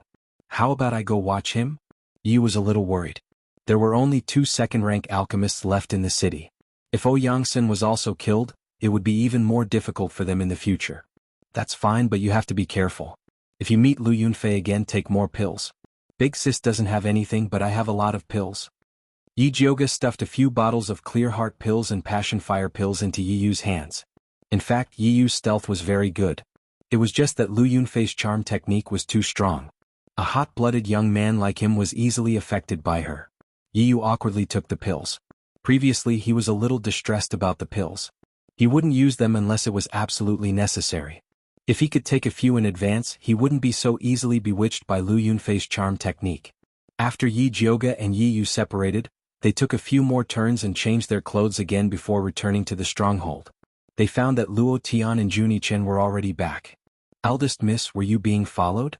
Luo Tian saw Yi Jioga change into a yellow dress and dressed like a naive young girl. He guessed that something must have happened. "Yes, I was followed on the way. How about you guys? How's the mission?" Yi Jioga asked. "We went to the alchemy tower and only saw that martial artist Xiong Yunhu. We didn't see that Yangsen. I heard that he went out for a drink. We also found news about Guangxi. I heard that after the competition she left the alchemy tower to pick herbs in the mountains. She came back a while ago and went out again. Based on the time she came back, it should be to set up a trap for Yi Yu." Luo Tian explained his investigation in detail. "That Xiong Yunhu looks like a bear, but he's very afraid of death. He cried and screamed for the people of Alchemy City to protect him. He even insisted on staying in Dongfang Yao's private residence. If they didn't let him, he would roll around shamelessly," sneered Juni Chen. "There's such a thing?" Yi Jioga's impression of Xiong Yunhu was that he looked mighty and extraordinary. He didn't look like a coward. That's true. He even wanted to cause trouble with Yangsen, but Yangsen ignored him. Luo Tian nodded and said, "I heard that Yangsen has been very depressed recently, and often goes to the tavern to drink. Although evil cultivators were rampant in Alchemy City and the situation was tense, most of the spiritualists who were killed outside the city, so no one dared to leave the city." "I see. By the way, where is Bai Songling? Isn't she with you?" Yi Jioga asked again. She planned to tell Bai Songling about Yangsen after she returned, lest she had to repeat it twice. "He followed us to the medicine refinement tower for a spin, then said that he was going to look for Wan Ziang." Although Luo Tian hadn't seen Wan Ziang before, he had heard of him from his young mistress. It was said that Wan Ziang was more reliable than the blabbermouth Bai Songling. His cultivation was profound and he was a strict person. Just as Luo Tian finished speaking, Bai Songling pushed open the door and walked in. Behind him was a dignified old man with white hair on his temples. Luo Tian and Juni Chen looked at the unfamiliar old man with vigilance. Yi Jioga also looked at the old man in confusion and asked, "Big brother Bai, who is this uncle?" She had seen all of Bai Songling's people in Alchemy City, but this imposing old man wasn't among them. "Ah, even the eldest miss didn't recognize you. Wan Ziang, your disguise technique has improved." Bai Songling laughed and patted the old man's shoulder. The old man wiped his face with his hand, revealing a handsome face that seemed to have been carved by a knife. It was Wan Ziang. "Big brother Wan, why are you here?" Yi Jioga was pleasantly surprised. She thought that Wan Ziang was being watched too closely by the crown prince and couldn't come out. "I found a body double." Wan Ziang gave a simple explanation. He had been in the Justice Ministry for so long and learned many tricks from all walks of life. He didn't bother using them in the past, but he couldn't care less at this critical moment. Yi Jioga asked, "How is my little sister? Does she know about fifth concubine's death?" Yi Rui was now imprisoned in Alchemy City because of her. She didn't even get to see fifth concubine one last time, so she felt a bit guilty. "Fourth Miss Yi and your maids are under Li Zijuan's protection. They are currently safe, but I was afraid that she would be too excited to hear about her mother's death, so I hid it from her. On the other hand, your maid Hua Dai went missing some time ago. Li Zijuan's group found her corpse outside the city. Just like Gong Hongyu, she was skinned and had her blood sucked out. I saw her corpse and it didn't look like she had just died. It was more like she had been dead for a while." Wan Ziang spoke in a grave tone. Although his military power was taken away, Grandmaster Dongfang and Li Zijuan didn't restrict his movements and would notify him if anything happened. Yi Jioga asked, "When did Hua Dai go missing?" In fact, she had already guessed that Hua Dai was already dead. The Hua Dai who accused her that day was most likely the evil cultivator who was good at disguising himself. She had to admit that the evil cultivator was really powerful. Although she had some suspicions at that time, she still couldn't see any clues. The day Yi Yu was injured by Lu Yunfei. Wan Ziang's words confirmed Yi Jioga's speculation. She told him about seeing Yangsen in the medicine shop and finally said, "According to the current situation, the evil cultivator should have pretended to be Hua Dai to accuse me, then pretended to be Guangxi to lure Yi Yu into the trap, and now he wants to harm Yangsen. That Yangsen really doesn't know what's good for him. He's still dawdling even when he's about to die. If it was me, I would have directly tied him up and brought him back. Bai Songling said while rubbing her hands. Our identities are shameful. If you tie him up and he runs away in anger, wouldn't we lose everything? If she could tie him up, Yi Jioga would have kept Yangsen alive for the new year. Eldest Miss is right. With the current situation, Yangsen will cooperate with us sooner or later. What we need to do now is to plan how to use him to catch those evil cultivators. Wan Ziang said in a deep voice. That evil cultivator in disguise is not difficult to catch. I'm just afraid that Lu Yunfei will follow us. I'm afraid that we won't be able to stop them from joining forces. Bai Songling sighed. If they were in Shangjing, he would have directly asked Dongfang Ke for a few dozen martial artists to kill those evil cultivators. However, they were now the scapegoat and had to sneak in and out. If they mobilized a large number of people before Lu Yunfei could make a move, the Crown Prince could lead a team to destroy them. Chapter 176. This is indeed a problem. It would be best if we could separate them and defeat them. Wan Ziang had already heard about Lu Yunfei's methods from Bai Songling. He was also very afraid of Blood Bell and Blood Sharp Sword. I have a way to lure Lu Yunfei away, Yi Jioga said. What way? Bai Songling turned his head to look at her and said, we only have a few people. If we need a lot of people to lure Lu Yunfei away, we won't be able to catch that evil cultivator. Don't worry, we don't need our people to lure her away. Yi Jioga took out a tightly bound purple scorpion from the bag he carried with him. It was also wrapped in thick yellow mud into a ball. Wan Ziang carefully looked at the scorpion and asked, this is the scorpion that lured you to the pile of rocks? Yes. Yi Jioga nodded. Damn, then what are we waiting for? Quickly blow this guy up. Bai Songling screamed. If it wasn't for this stupid thing, Yi Jioga wouldn't have been hit by the black pot. The huge purple scorpion heard Bai Songling's words and squeaked in fear. I didn't expect this big scorpion to have some intelligence. Bai Songling looked at the big scorpion in surprise. Ever since he raised the big mouth goo, he became more interested in spirit beasts and demonic beasts. Idiot, you can't even recognize the mutated beast treasure-seeking scorpion. Juni Chen said expressionlessly. What? Bai Songling couldn't care less about quarreling with Juni Chen. He stared at Yi Jioga and asked, this is a mutated beast? Treasure-seeking scorpion, it sounded very awesome. That's right, this is Lu Yunfei's treasure. As long as we use this thing as bait, Lu Yunfei will definitely fall for it. Yi Jioga shook the treasure-seeking scorpion in his hand. She already had the fat black mouse, so she didn't care about this treasure-seeking scorpion. Such a good treasure, it's better to keep it for myself. Bai Songling coveted it. Wan Ziang glared at him and asked Yi Jioga, what do you plan to do? I believe that Li Zijuan will be very interested in this treasure-seeking scorpion. Yi Jioga handed the treasure-seeking scorpion to Wan Ziang and said, as for how to do it, big brother, one should know better than me. The yellow mud on the scorpion's body is mixed with an aura-concealing medicinal liquid. If you want to lure Lu Yunfei over, you just have to break the mud. I understand. Wan Ziang took the treasure-seeking scorpion. Although Dongfang Yao was the most powerful person in the city, the second most powerful person wasn't Dongfang Jianming. It was Dongfang Yao's prime disciple, Li Zijuan. Li Zijuan was a very cautious person. With Alchemy City in such a chaotic state and Dongfang Yao standing aside, he didn't dare to act recklessly. Everything he did was for the sake of safety, so he focused all of his efforts on stabilizing the city. Although they wouldn't make any mistakes this way, it wouldn't be of much use in capturing evil cultivators. However, Li Zijuan hated heretic cultivators very much. If he knew that this treasure-seeking scorpion belonged to a heretic cultivator, he would definitely be willing to help Lu Yunfei. After all, a mutated beast like the treasure-seeking scorpion was also a treasure to a spirit alchemist. Whether it was used to find special spirit herbs or to kill it for alchemy, it would be great.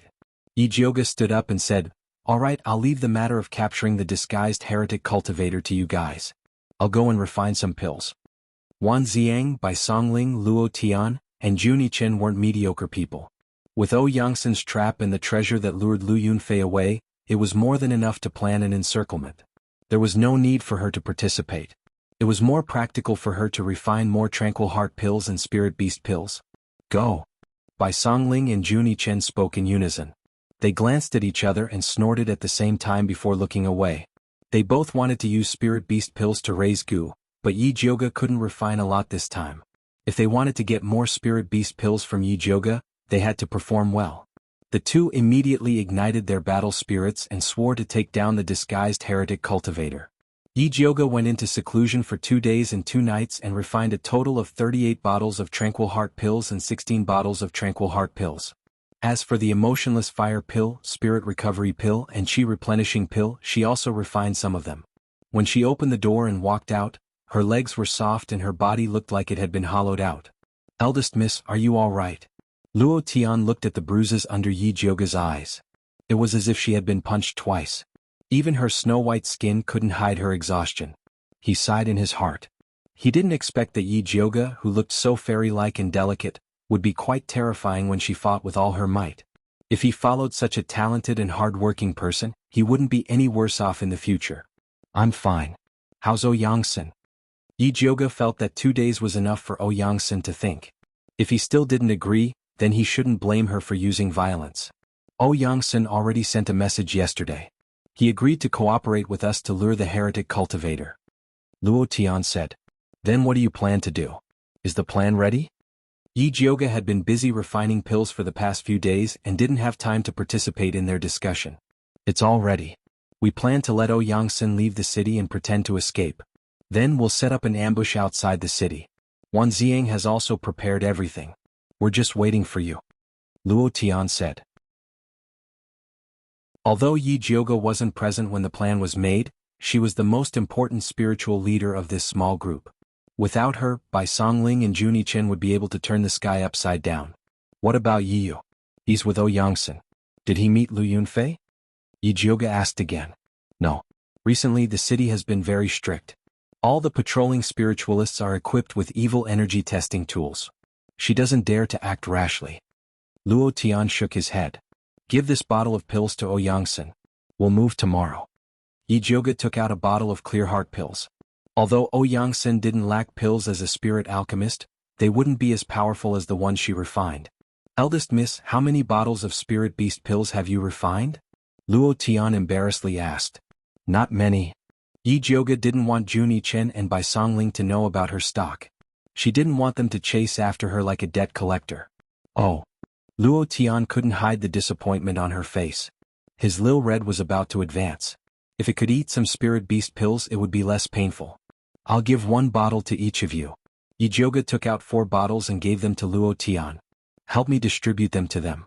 Don't forget to record it down. 1 bottle costs 100 silver coins." Yi Jioge wasn't a nouveau riche. During this time she had spent a lot of money on alchemy. She couldn't act like she used to. 100 silver coins per bottle was already the cost price. After all, she used the best ingredients. If she sold them to others, she would definitely double the price. Chapter 177. I'll definitely deliver the pills to them. Young miss, you've worked hard. Have a good rest. Luo Tian said excitedly. I'm going to sleep. Don't disturb me unless the sky falls down. Yi Jioge's legs were weak and her body was weak. She floated back to her room and fell asleep as soon as her head touched the bed. It was already noon the next day when she woke up. She was so hungry that she had to get up to look for food. Fortunately, Luo Tian was a careful person. He had been cooking congee in the kitchen and immediately brought it up when she woke up. He didn't forget to add 2 spicy and sour side dishes. Yi Jioge didn't care about being reserved and gulped down 2 bowls of congee. Only then did she have the strength to speak. Where are the others? Bai Songling and the young master have left the city to make arrangements. Yiyu is still with Ouyangsen. They'll leave the city tonight when the gates are about to close. Luo Tian put away the bowls and chopsticks. Bai Songling originally wanted to stay with Yi Jioge, but after Jun Yichen's provocation, she left with him. The two had already agreed to compete to see who would fall into the trap first. Then let's go now. Yi Jioge stood up. Setting up a trap was an important task. She couldn't leave it to Jun Yichen and Bai Songling, these 2 unreliable enemies. After Yi Jioge and Luo Tian left the city, Luo Tian released Lil Red. The once big-bellied Lil Red had changed into a new appearance. His 2 small eyes were full of vigor. They were no longer long but round and fat. He looked very rich like a chafer. The 2 cicada wings on its back had become very strong. Dragging 2 more scorpions wouldn't be a problem anymore. Go find the young master. Luo Tian ordered Lil Red. It immediately flapped its wings and flew forward. Yi Jioga and Luo Tian quickly followed behind Little Red. The two ran for almost 4 hours before arriving in front of a hidden cave. The cave was overgrown with weeds and a short crooked tree. It was hard to notice if one didn't look carefully. Yi Jioga and Luo Tian didn't go in immediately. Instead, they let Lil Red check the situation so that it wouldn't ruin Bai Songling and Junichen's arrangements. Not long after Lil Red flew in, the big mouth flew out together with it. After eating the bottle of spirit beast pills given by Bai Songling, the parasite insect, which originally only had a big mouth, also underwent some changes. The most obvious change was that its mouth had become smaller. It had a delicate head, a pure white body, and a pair of faintly glowing wings. It looked quite elegant, but no one knew what special use it would have. The two goo worms circled around in front of Luo Tian and landed on his shoulders. "Eldest miss, you can go in now," Luo Tian said to Yi Jioga. Yi Jioga followed Luo Tian into the cave. The entrance was a long and narrow path. After turning a corner, it was a completely different world. The cavern was very spacious and there were a few openings on the walls. He had no idea where they led to. After Big Mouth flew to one of the caves, Bai Songling popped her head out and greeted Yi Jioga. "Miss, you're here."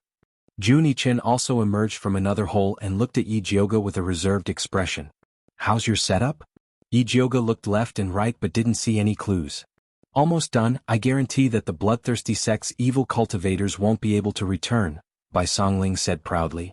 "With me around, I guarantee that the bloodthirsty sect's evil cultivators won't be able to survive," Junichen rushed to say. "So confident?" Yi Jioga opened his spiritual eye and searched around carefully. He immediately felt a little numb. He saw that the bottom of the ordinary gray wall was actually filled with black dots. Needless to say, it must be Junichen's masterpiece. After this guy recovered his strength, not only could he control goo, he could also summon poisonous insects and snakes. Other than these densely packed poisonous insects and snakes, Bai Songling also set up many traps. If the evil cultivators really chased them here, they would definitely see ghosts immediately. "Eldest miss, it's clean here. Come up and guard with me." Bai Songling waved to Yi Jioga. "No need, I'll wait outside to ambush." As a reserved lady, Yi Jioga really didn't want these long creatures to stay in the same space. "All right then." Bai Songling was a little disappointed that no one appreciated her magnificent feat. Junichen didn't have any objections. After all, with Luo Tian accompanying her outside, it was no different from him accompanying her alone. Yi Jioga and Luo Tian left the cave. After restoring the weeds and trees in front of them, they each found a place to squat down. Night fell quickly. The gloomy night sky and the mountain wind whistled, bringing with it a damp and cold atmosphere. Yi Jioga squatted down on a big banyan tree branch and looked into the distance. Yi Yu followed Bai Songling to scout this cave, so there shouldn't be any mistakes. However, as long as they didn't come, her heart couldn't be at ease.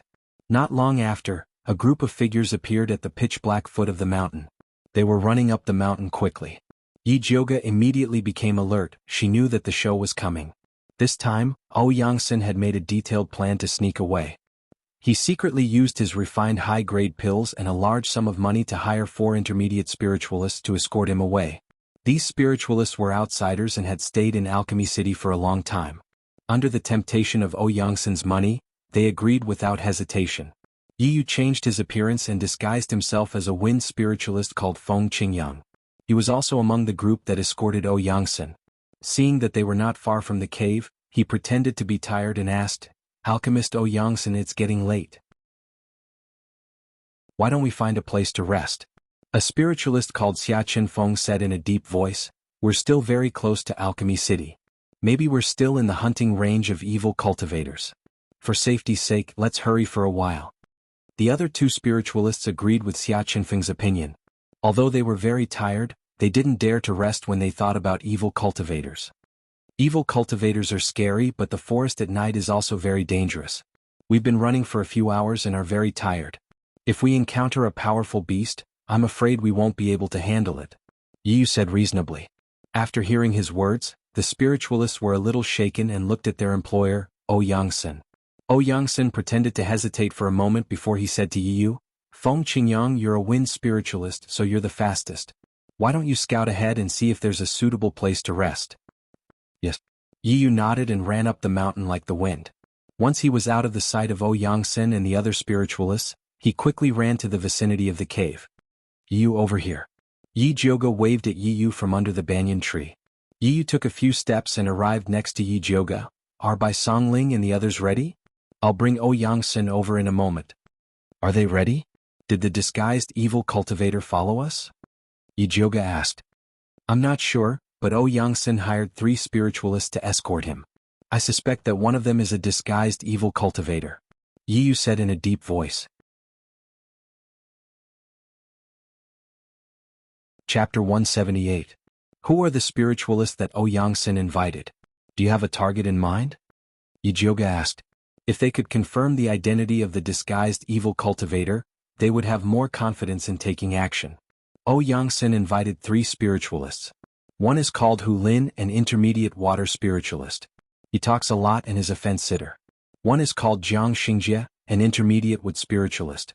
He looks simple and honest and doesn't talk much. The last one is called Xia Qinfeng, an advanced earth spiritualist. He always wanted to change routes. I think he sensed something.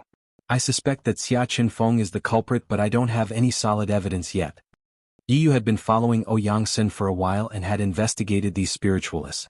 Although there was no problem with the identity of these spiritualists, his intuition told him that the disguised evil cultivator was among them. We'll know after we capture them, Yi Jioga said. As long as she had time to observe carefully, she was confident that she could find the culprit.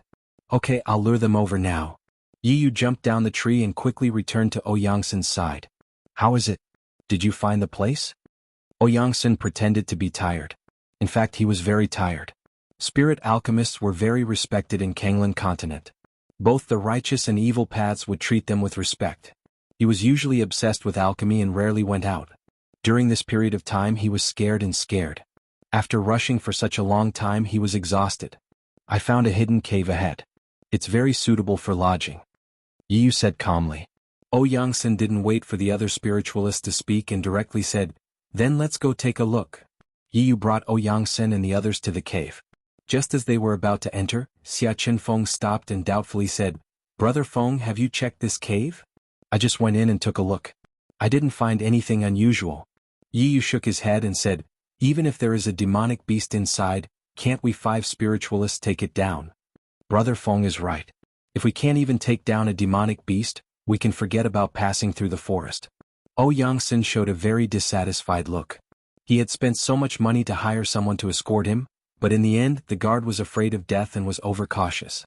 No matter which employer it was, they would not be satisfied. I just think it's better to be careful. Since Brother Feng is so sure, then just pretend I didn't say anything, Xia Qinfeng said with a straight face. Let's go in.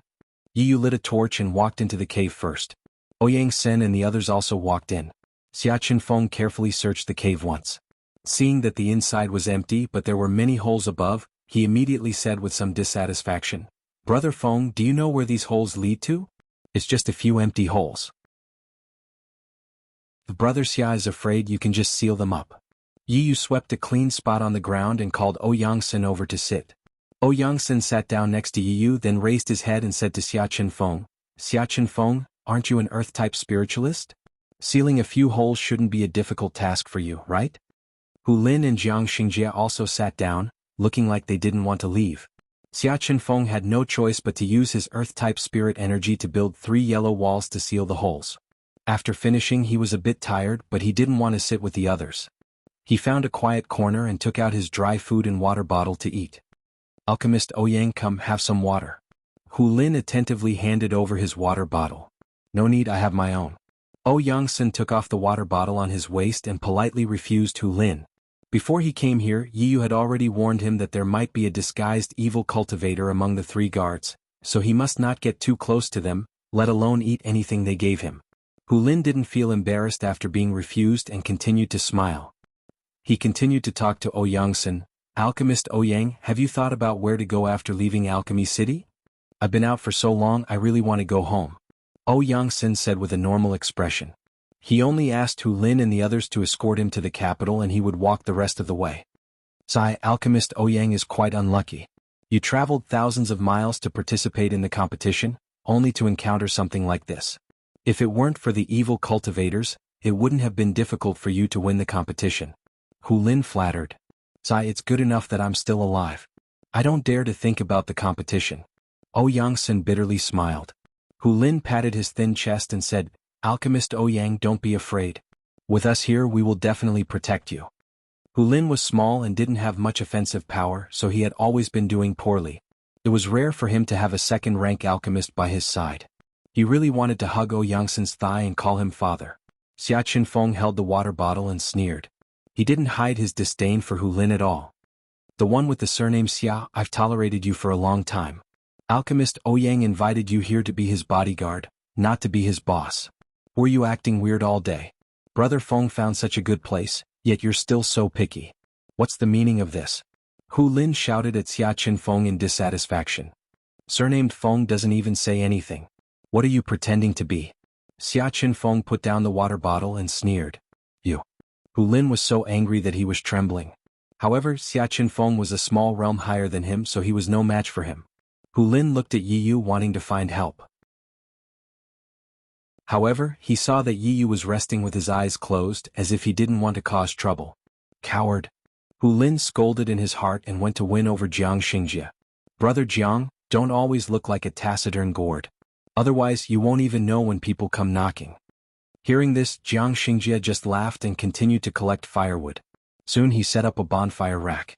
It was humid deep in the mountains at night, and it got colder as the night went on. Not only could a bonfire drive away the cold, it could also drive away wild beasts. Therefore the others were happy to see him start a fire. Seeing that one or two people ignored him, Hu Lin felt that there was no point in it, so he obediently shut up. Although Yi Yu was resting with his eyes closed, his ears were eavesdropping on the movements around him. Originally he had some doubts about Xia Qinfeng. However, with Hu Lin trying to sow discord, he couldn't make up his mind. At this time, Jiang Xingjie's bonfire was already built. He took out a flint from his bag and knocked out a string of sparks, successfully igniting the bonfire. The moment the warm bonfire was lit, a strange pungent smell and smoke filled the air. Yi Yu suddenly opened his eyes, but found that his body was weak and he couldn't move. Chapter 179. Yi Yu's body was numb and his head was dizzy. He felt a sharp pain in his arm. Black Tyrant, who was hiding under his sleeve, bit through his skin and began to take the poison. The others weren't so lucky. Hu Lin's eyes rolled back and he fell to the ground. Xia Qinfeng was furious, but he also couldn't resist. Ouyangsen was a bit better and still had the strength to point at Jiang Xingjie, who was squatting by the fire, and scolded, "Who are you? Why are you plotting against us?" "Ah, who do you think I am?"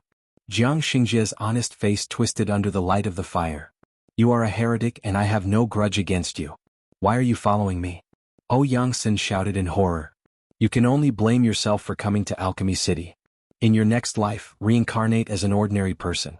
Jiang Xingjie grinned. A green wooden saber appeared in his hand and slashed at Ouyangsen. Yi Yu's spirit force recovered. He pulled Ouyangsen to the side and dodged Jiang Xingjie's attack.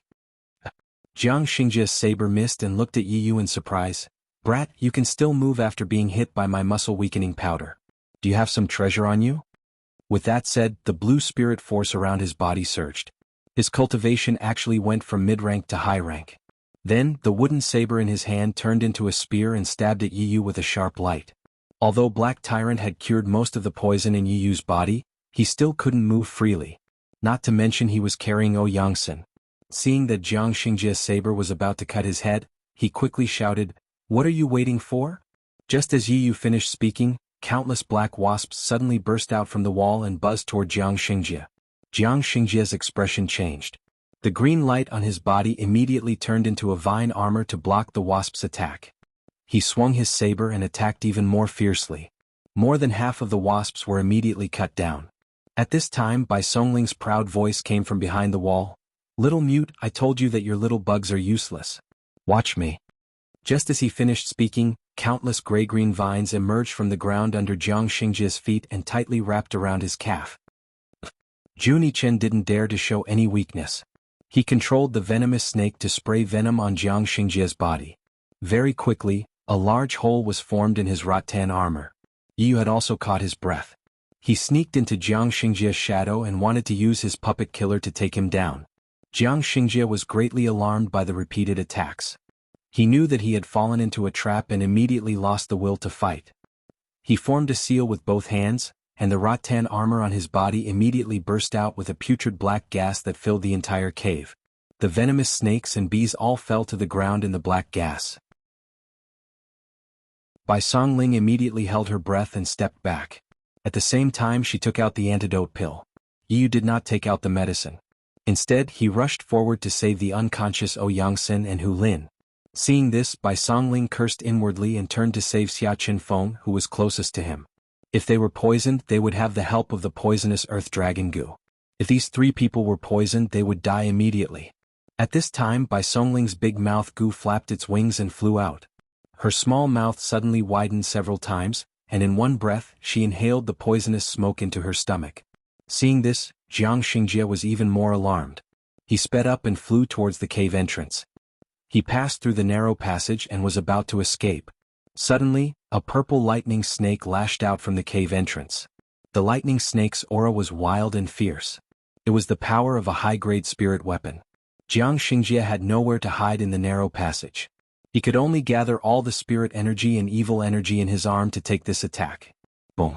The purple lightning snake landed on Jiang Xingjie's arm, and several green and black evil energy splattered out. Jiang Xingjie felt like he was hit by a running bull demon. His arm was in so much pain that it felt like it was about to break. His internal organs were also seriously injured. He opened his mouth and vomited blood. His body could not help but fly back into the cave. Yi Yu and Bai Songling had already saved Ouyangsen and the other two and placed them in the empty passage. They immediately freed up their hands to deal with Jiang Xingjie. Under the attacks of the few people, Jiang Xingjie was finally beaten to the ground. "Stinking brat, I want to see just how amazing your disguise is." Bai Songling roughly reached out to pull Jiang Xingjie's face in an attempt to find any traces of his disguise. Unfortunately, even after pulling Jiang Xingjie's face until it turned red, he could not find any flaws. "Three heroes, please let me go. I shouldn't have been possessed and tried to steal Pill Master Ouyang's pills and silver." Jiang Xingjie cried and begged for mercy. "Is that so? I thought you wanted to skin him, pull out his bones, and dig out his spirit root to show respect to your ancestor?" Yi Jioga sneered and walked in front of Jiang Xingjie. "I don't know what you're talking about. I just wanted to knock you out and steal some things." Jiang Xingjie returned to his previous honest appearance. "Alright, stop pretending. We all know that you were sent by the bloodthirsty sect and that you're the best at disguising yourself. How many people did you bring who were your accomplices, and why did the bloodthirsty sect's ancestor send you all to Alchemy City? If you tell us the truth, I'll give you a quick death." Bai Songling viciously said. "I really don't know any bloodthirsty sect's ancestor. I'm just an ordinary wood spiritualist. I don't know any heretical cultivators." Jiang Xingjie cried like a coward. If it wasn't for the evil energy he released to save his life, they would have truly thought that they caught the wrong person. "Stinking brat, you're still so stubborn even in the face of death. If you say you're not a heretical cultivator, then what was that black energy you released just now? Was it your dog fart?" Bai Songling cursed. "Brother Bai, there's no need to waste your breath on him. Cripple his arms and legs first, then slowly interrogate him." Luo Tian looked at Jiang Xingjie as if he was looking at a dead man. Their blood-cloaked tribe was exterminated by the bloodthirsty sect's ancestor, so he hated the bloodthirsty sect to the bone. Without another word, he lifted his foot and broke Jiang Xingjie's arms and legs. Jiang Xingjie lay on the ground with his arms and legs twisted unnaturally. Even though he was sweating from the pain, he would never admit that he was a heretical cultivator. Yi Yu frowned deeply. He originally thought that he would be able to clear Yi Jioga's name after catching him, but he didn't expect to run into such a stubborn person. "Why don't we hand him over to Li Zijuan? They have an artifact that can detect evil energy, so they might have a way to deal with him." Bai Songling had no other choice. "It's useless. Jiang Xingjie has always been staying in an inn not far from the alchemy tower. The training soldiers have also checked there several times, but they didn't find out that he's a heretical cultivator." Yi Yu didn't find anything strange about Jiang Xingjie along the way, so he didn't believe that Li Zijuan could find anything. Chapter 180. Even if we can't detect evil energy with Ouyang Sen and the others' testimony, we can prove that he is a heretic cultivator, Bai Songling said, unconvinced. "If he insists that he was possessed and wanted to rob us, Li Zijuan will at most lock him up. We won't be able to achieve our goal." Yi Yu shook his head. Their goal was to clear their young miss suspicions. If they can't prove that this guy is a murderous heretic cultivator, then it's useless. This won't work, that won't work, then what should we do? Bai Songling said dejectedly. Yi Yu couldn't help but look at Yi Jioga. Yi Jioga didn't say anything. She had already opened her spiritual eye, secretly observing Jiang Xingjie's body. On the surface, Jiang Xingjie looked like a normal spirit practitioner, without any evil energy on him. But she had just discovered something strange. Jiang Xingjie's back had a palm-sized brown wound. It looked like an old wound.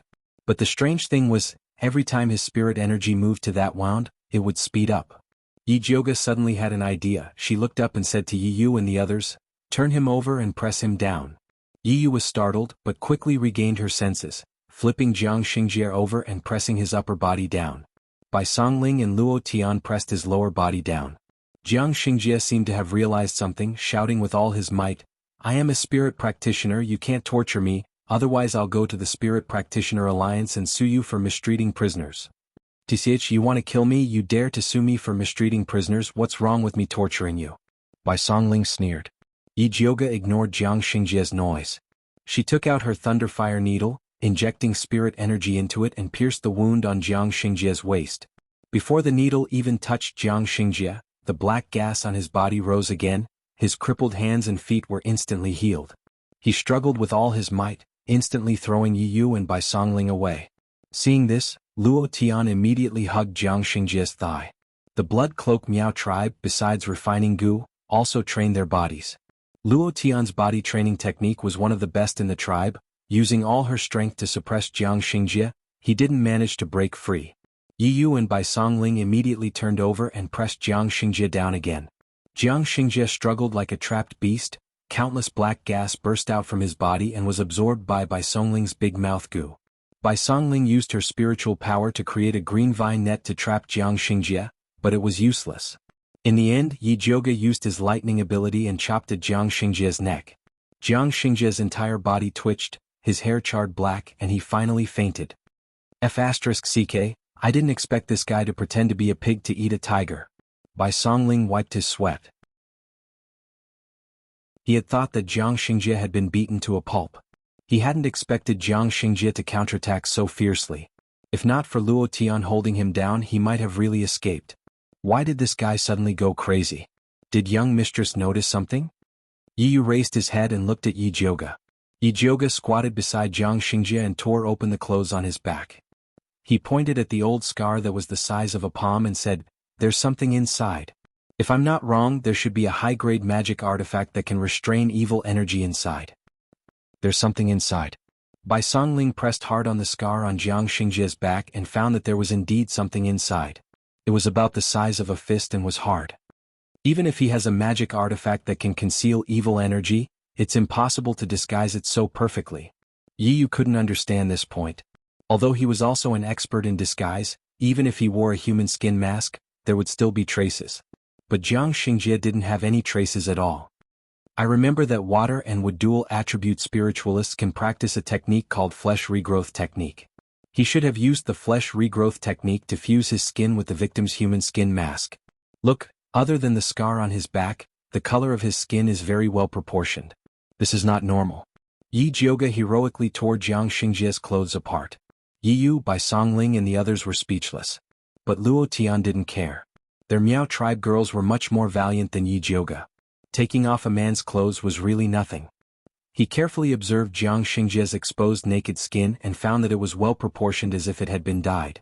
Although spiritualists weren't afraid of heat or cold, the exposed skin outside the clothes was always a little different from other parts of the body. Especially the huge difference between men's skin, it was really strange. I've heard of the flesh regrowth technique before, but this technique can only regenerate the skin. It's usually used by women to maintain their skin. I didn't expect this guy to be able to combine it with the disguise technique. Bai Songling admired Jiang Xingjie's creativity. No matter what, we've finally caught this evil cultivator in disguise. Once we send him to Li Zijuan, we'll be able to clear the suspicion of eldest Mississippi. Yi Yu heaved a sigh of relief. Finally, his efforts were not in vain. That's right. Bai Songling said while reaching out to touch Jiang Xingjie's skin. What are you touching? Ju Nichen, who had been silent all this while, narrowed his eyes and looked at Bai Songling's claws that were reaching for Jiang Xingjie's lower body in confusion. I'm looking for the position where he fused with the human skin. No matter how magical this flesh regrowth technique is, it can't be made out of nothing. Bai Songling said confidently. As a wood spirit practitioner, he was also very curious about this kind of technique. Yi Jiuge watched Bai Songling examine Jiang Xingjie with great interest. He even suggested very kindly, "Why don't you take off his pants and have a look? I think the place where he used the flesh regrowth technique should be the place that no one wants to see." Bai Songling's face suddenly froze. It was a great shame for him to touch a man's crotch. "Haven't you been a coroner before? Just pretend that you're doing an autopsy." Yi Jiuge persuaded with a smile. Bai Songling's face twitched. He gritted his teeth and said, "Okay, I'll pretend that I'm doing an autopsy, but you're not allowed to see it." "Eldest miss, you're also tired. Do you want to take a rest?" Yi Yu asked implicitly. Yi Jiuge was like a fairy in his heart. He shouldn't let such a wretched scene stain his eyes. Yi Jiuge turned around with regret. He thought to himself, "These guys are really conservative. Back when I was practicing medicine, the chickens I touched were better than the ones you've seen." Bai Songling made up his mind and took off Jiang Xingjie's pants. He found that the fusion point of the flesh regrowth technique was indeed the man's indescribable place. "No wonder we couldn't find it. This guy is really good at choosing the place," Bai Songling said in disdain. He took out a small storage bag from Jiang Xingjie's crotch. It was the size of a palm and dark red in color. It didn't look eye-catching at all, but it was undoubtedly a storage bag that couldn't be bought with 10,000 gold. Chapter 181. Ancestor Bloodthirsty is really generous.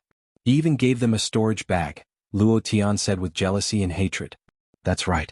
Even when the Blood Cloak Miao tribe was at its peak, they didn't have such a thing. It wasn't that they didn't have the money to buy it, but they didn't have the connections. It was said that they could only get it in Great Soul City.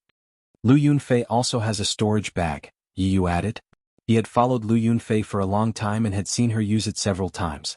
Seems like this bloodthirsty patriarch isn't simple. Yi Jiuge's face was heavy. To be able to give his subordinates storage bags, besides being rich, bloodthirsty patriarch should have some connections. Who cares if he's simple or not, as long as he's on the Spiritualist Alliance's wanted list, he will die. Bai Songling said as he violently erased Jiang Xingjie's mark in the Qingquan bag and poured out the things inside. Human skin. Piles and piles of human skin. The human skin gave off a faint smell of blood, and the empty eyes on their faces told of their pain before they died. Bloodthirsty sect really deserves to die. Bai Songling couldn't help but kick Jiang Xingjie again. Alright, 2 kicks are enough. If you kick him to death, we'll have wasted our efforts. Yi Yu quickly stopped Bai Songling. Yeah, with these things we can bring Jiang Xingjie to justice and clear Mrs. Suspicion. Luo Tian nodded. Bai Songling's face looked better. He held the storage bag and said to Yi Jiuge, "Miss, although this storage bag isn't big, it can be used. Keep it for yourselves. I don't need it." Yi Jiuge shook her head decisively. She felt disgusted at the thought that this thing was taken out from Jiang Xingjie's crotch. Lu Yunfei has another one. Yi Yu also felt that it wasn't appropriate for Yi Jiuge to use this thing. It was better to take Lu Yunfei's. Alright, then leave it with me first. We'll discuss how to deal with this storage bag later. Bai Songling put the storage bag away. Get Ouyangxin and the others down first, Yi Jiuge said. They were important witnesses. He was still a criminal, so it wasn't appropriate for him to show his face. Only Ouyangxin and the others could clear his name. Yi Yu brought Ouyangxin, Xia Qinfeng and Hu Lin down. 3 antidote pills woke them up. Don't kill me, don't kill me. Hu Lin screamed as soon as he opened his eyes. Brother Hu, calm down. We've already caught that heretic cultivator. Yi Yu hurriedly held him back. What evil cultivator? Are you saying that Jiang Xingjie is an evil cultivator? Hu Lin was confused. He had fainted earlier, so he didn't see Jiang Xingjie's true form. Yeah. Just as Yi Yu finished speaking, Ouyangxin and Xia Qinfeng woke up as well. Has the heretic been caught? Ouyangxin asked Yi Yu excitedly. Yes. Yi Yu nodded. What the hell is going on? Xia Qinfeng frowned. He kept having the feeling that this fellow surnamed Feng and Ouyangxin seemed to be hiding something from him. Brother Xia, is this how you treat your savior? Although Xia Qinfeng's suspicions had been cleared, Yi Yu still did not have a good impression of him. Humph, my savior? Xia Qinfeng's eyes swept over Bai Songling and the others as he sneered. I think they're playing us like monkeys. Obviously, he had already seen that Yi Yu was using Ouyangxin to lure the heretic cultivator. Heretic cultivators are treacherous and everyone has the right to punish them. Brother Xia, you don't have to be so calculative. When we send this heretic cultivator to Medicine Master Dongfang, we will not forget your contribution. Yi Jiuge tried to smooth things over. You really want to give us a contribution? Hu Lin was originally prepared to make a scene after hearing Xia Qinfeng's words, but when he heard this, he immediately changed his expression. Of course. If it weren't for your help, how could we have possibly caught this vicious criminal? Yi Jiuge said in an awe-inspiring manner as if he was serious. Her most important goal was to clear her name, so there was no harm in giving the credit to Xia Qinfeng and the others. Anyway, there were still Lu Yunfei and Su Junqing, the two big heads. Catching them would be the biggest contribution. Xia Qinfeng snorted coldly and finally stopped making a scene. This guy killed my senior sister. I want him to have a taste of living hell. Yangsen stared fiercely at the unconscious Jiang Xingjie and pounced on him, wanting to vent his anger by beating him up. Brother Yangsen, calm down. Yu hurriedly stopped him.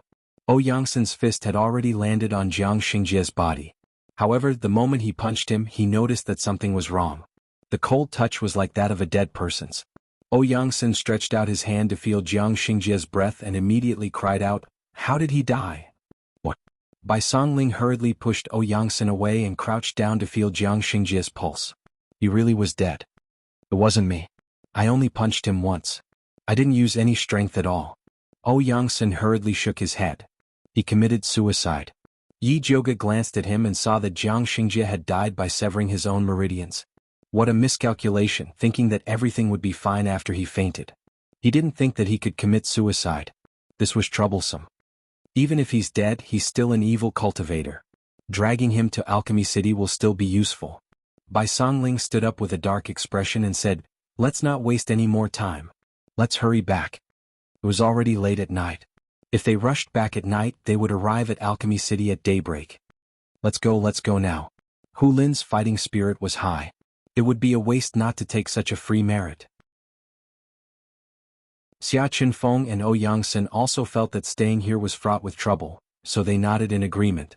Yi Jiuge's group then carried Jiang Xingjie's body towards Alchemy City. Along the way, Junichen used his poisonous snakes and bees to open a path. No demonic beasts came to disturb them, so the group smoothly arrived at Alchemy City. At this time, the sky was already bright. Alchemy City had already opened its gates to check the people entering and leaving. The guards saw Yi Jiuge's group covered in dust and carrying a black bag, so they immediately became vigilant. "Stop, what's inside?" One of the guards raised his spear and pointed it at Bai Songling, who was standing at the front. "This is the corpse of an evil cultivator," Bai Songling proudly said. "What?" The guards thought they heard wrong. "We are the guards of a second-rank alchemist, Yangsen. Alchemist Yangsen was attacked by an evil cultivator outside the city. We did our best to resist and finally killed the evil cultivator." Bai Songling's voice wasn't loud, but it caused an uproar among the guards. The captain of the guards came out and carefully looked at Bai Songling and Yangsen's group. He cautiously said, "Alchemist Yangsen, this matter regarding evil cultivators is not something ordinary. I can't make this decision alone. Please wait for a moment, I'll go ask my superior." With that, the captain had the other guards protect Yangsen's group while he hurriedly ran towards the alchemy tower. "Xiao Bai, you're making such a big deal, what if something goes wrong?" Yi whispered in disapproval. "You know how famous the young miss is right now. If we don't make a big deal out of it, how can we clear her name?" Bai Songling was very thoughtful.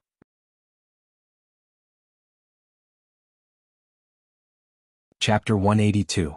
All right. Yi Yu immediately stopped talking when he heard that it was for the sake of his mistress. Not long after the captain of the gatekeepers left, he quickly came over with a group of people. The leader was wearing a purple gold crown and a purple robe with a 5-clawed golden dragon embroidered on it. He was arrogant. Who else could it be other than Dongfang Jiaming? Why is this guy here? Bai Songling thought to himself. He had discussed it with Wan Ziang when he left the city last night. If they caught the disguised evil cultivator, they would put on a show at the city gate and Wan Ziang would come to their rescue. He didn't expect the crown prince to come instead of Wan Ziang. What was even more unexpected was that Su Junqing also came. Although they were all disguised, it would be troublesome if Su Junqing saw through them. Bai Songling couldn't help but shrink behind Yangsen when he thought of this. "Did you catch the evil cultivator?" The crown prince looked at Yangsen and the others. Before Ouyang-san could speak, Hu Lin had already stepped forward and said loudly, "Yes, it was us. When he was at the city gate just now, he wanted to take the black cloth bag containing Jiang Xingjia's body to show his heroic nature. Unfortunately, no one agreed. Ouyang-san and Xia Qinfeng weren't on his side, so he could only give up. This time he finally found a chance to be in the limelight." "Who are you?" The crown prince glanced at the short Hu Lin, who didn't even reach his chest. He didn't believe that this weak guy could catch the evil cultivator. "I'm Alchemist Ouyang's guard, Hu Lin," Hu Lin said loudly. "Alchemist Ouyang, didn't I tell you to wait for news in the medicine refinement building and not to go out at will? Why did you sneak out of the city?" The crown prince asked unkindly. "I'm not a criminal. I can leave the city whenever I want. It has nothing to do with your highness." Ouyang-san replied with an unkind expression. He was also a highly respected prince in his own country, so he didn't put the crown prince in his eyes. The crown prince was about to fly into a rage, but he was stopped by Su Junqing. Su Junqing's eyes glanced at the black cloth bag that Bai Songling and the others were carrying. His expression was calm, but his heart was in turmoil. Last night, old Jiang told him to kill Ouyang-san and the others outside and asked Lu Yunfei to cooperate. Unexpectedly, not long after old Jiang left, Lu Yunfei suddenly seemed to be possessed and wanted to go to a place to deal with private matters. At that time he already felt that something was wrong. He didn't expect that something would really happen. Old Jiang was dead and Lu Yunfei had yet to return. Things were not looking good. He had to think of a way to get rid of this group of people. Yi Jioga stood at the end of the line, secretly sizing up Su Junqing's expression. Seeing the bewilderment and even madness in his eyes, Yi Jioga was a little worried that this guy would do something. Sure enough, Su Junqing suddenly asked Ouyang-san, "Is the evil cultivator you killed Yi Jioga?" Yi Jioga was crowned with a dead name. He really wanted to go up and slap Su Junqing twice. When Luo Tian Yiyu, Bai Songling and Jun Yichen heard Su Junqing's words, they were enraged as well. Killing intent surged from their bodies, and it looked like they were about to turn hostile. Yi Jioga immediately reached out to stop Luo Tian and Yiyu, then raised his voice and replied to Su Junqing, "It's not Yi Jioga, it's a male evil cultivator and he's very good at disguising himself." After that, he pressed Bai Songling down and signaled with his eyes that the overall situation was more important. Su Junqing glanced at Yi Jioga and the others with suspicion.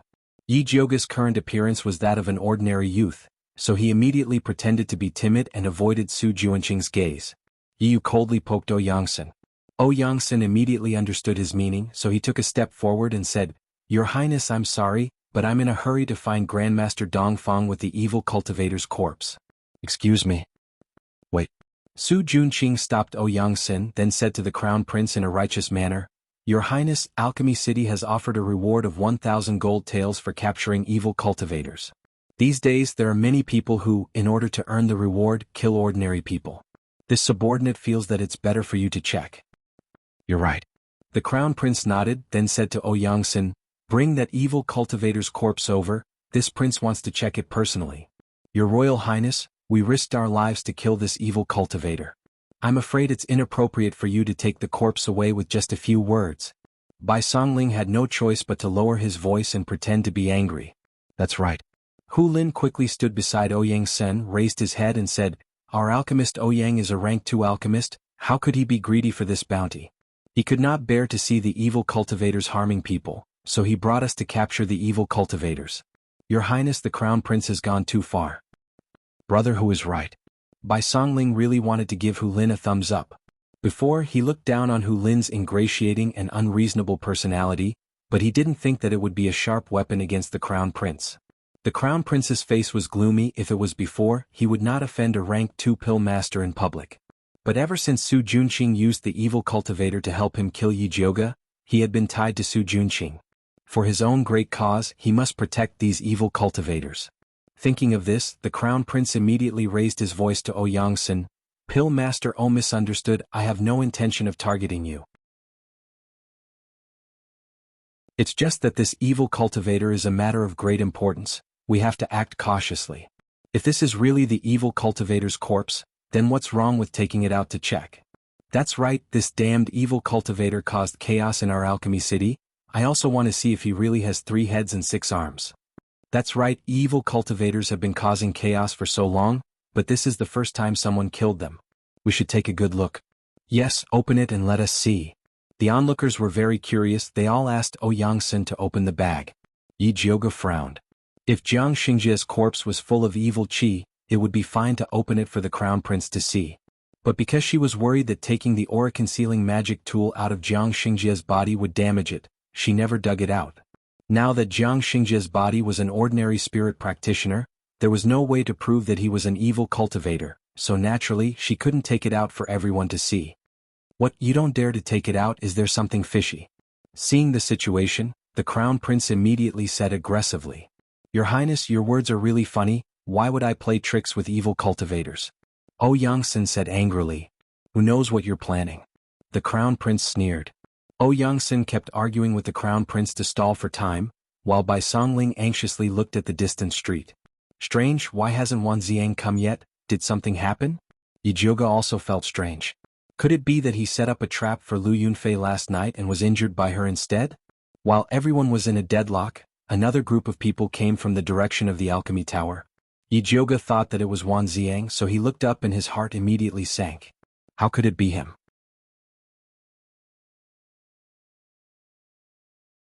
Chapter 183. This group of people was actually Yi Yuxuan. He was wearing an azure alchemist's robe.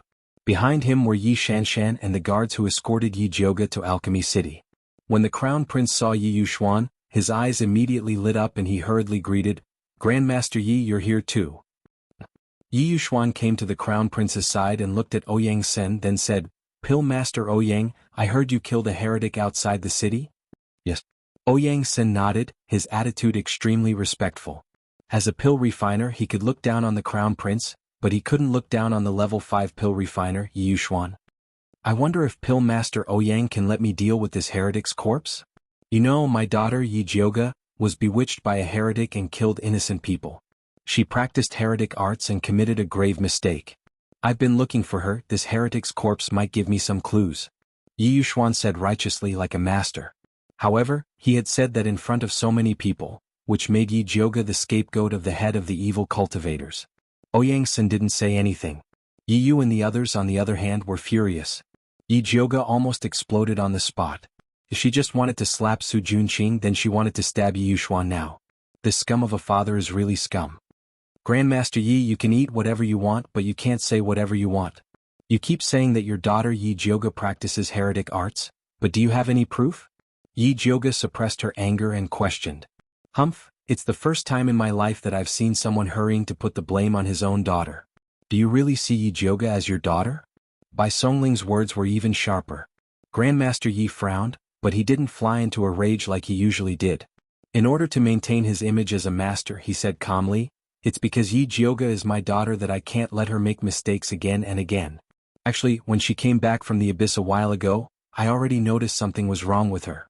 It's just that I cared about my family and refused to investigate. I didn't expect her to be so deranged, taking advantage of the alchemy competition to harm other spirit pill masters. It's really intolerable. As Yi Yuxuan finished speaking, he felt both pain and regret. His excited expression made it seem as if he was about to faint at any time. That's right. Father couldn't sleep for big sister. He ignored the danger of the heretical cultivators and rushed to Alchemy City in the middle of the night. He wanted to find big sister and persuade her to turn herself in and give the people of the world an explanation. Yi Shanshan supported Yi Yuxuan with a sorrowful expression on her delicate face. The father-daughter duo teamed up to put on a show, causing the surrounding commoners to curse Yi Jioga for being deranged and worse than pigs and dogs. Yi Jioga slowly clenched his fist. Endure, I will definitely endure. When the truth was revealed, Yi Yuxuan would naturally regret what he had done today. Yi Yuxuan didn't know that his eldest daughter, Yi Jioga, was standing right in front of him. Taking advantage of the crowd's excitement, he once again spoke to Yang-sen. Pill Master Yang, we all understand your painstaking efforts. Please understand my feelings and let me handle this heretical cultivator's corpse. That's right, Pill Master Yang. Father and I both want to find big sister as soon as possible to prevent her from doing more wrong. Yi Shanshan also chimed in. That's right. Yang-sen suddenly felt a bit awkward. He had cooperated with Yi Yu and the others. In fact, he had already guessed that they were chasing after the heretical cultivator to clear Yi Jioga's name. However, Yi Jioga's biological father came here and announced that he wanted to clean up the sect. Pill Master Ouyang, don't worry. I just want to borrow this heretical cultivator's corpse to take a look. I definitely won't steal your credit. Yi Yuxuan finished speaking and gave Guard Pan a look. Guard Pan nodded in understanding and brought the other guards forward to snatch Jiang Xingjia's corpse from Bai Songling's hands. Bai Songling, Jun Yichen, Luo Tian Yiyu, and the others all gathered together as if they were facing a great enemy. It wasn't easy for them to obtain Jiang Xingjia's corpse. They absolutely couldn't give it to anyone else. Just as Guard Pan was about to make his move, a clear and pleasant voice suddenly rang out. Wait. Guard Pan was startled. He felt that the voice was somewhat familiar. However, when he looked over, he realized that the person who spoke was an ordinary-looking, skinny young man. Young master. Bai Songling shouted anxiously. Now was not the time to reveal his true identity. Yi Jioge took a step forward and stood in front of Yi Yuxuan and Yi Shanshan. He said fiercely, "This pair of blind father and daughter are distorting the truth in front of me. If I continue to endure it, I won't be human anymore." Your big sister? Yi Shanshan finally recognized Yi Jioge's voice. That's right. Yi Jioge wiped his face with his hand, revealing his beautiful and moving face. The crowd was in an uproar. They didn't expect that the leader of the heretical cultivators, Yi Jioge, would dare to appear in front of them. What was even more unexpected was that this vicious demoness turned out to be a delicate, beautiful, and lovely young girl. Evil girl, you still dare to appear here? Yi Yuxuan raised his hand, pointed at Yi Jioge and scolded. Why can't I appear here? Yi Jioge sneered and said, in order to clear my name, I spent a lot of effort to kill a heretical cultivator. I didn't expect that my good father would indiscriminately announce in Shangjing that he and I are no longer father and daughter. Now you've come all the way here to kill me. I really want to know what benefits the heretical cultivators gave you to push me out to be their scapegoat. What nonsense are you talking about? You're clearly the one who colluded with the heretical cultivators. How dare you splash dirty water on them? Yi Yuxuan was furious. If I colluded with the heretical cultivators, why would I kill them? Yi Jioge asked sharply. Who knows if you're up to some tricks again? Yi Yuxuan's face was very ugly. Yi Jioge's chest violently heaved up and down. She felt a breath stuck in her chest. She forcefully closed her eyes. After suppressing the pressure, she said to Yi Yuxuan in a hoarse voice, Father, this is the last time I'll call you that. I know you don't like it, but I didn't know you hate me so much. Such a big thing happened, and you didn't even give me a chance to explain. You just decided that I'm a murderer who committed a heinous crime, and even helped outsiders harm me. Do you really want to force me to death? Yi Jioge's tears followed her hoarse voice and quietly flowed down her pure white cheeks. Her words were sharp, like a hedgehog with all the spikes on her body, without the slightest bit of weakness. Because of this, her tears seemed so real, so sad and heartbreaking.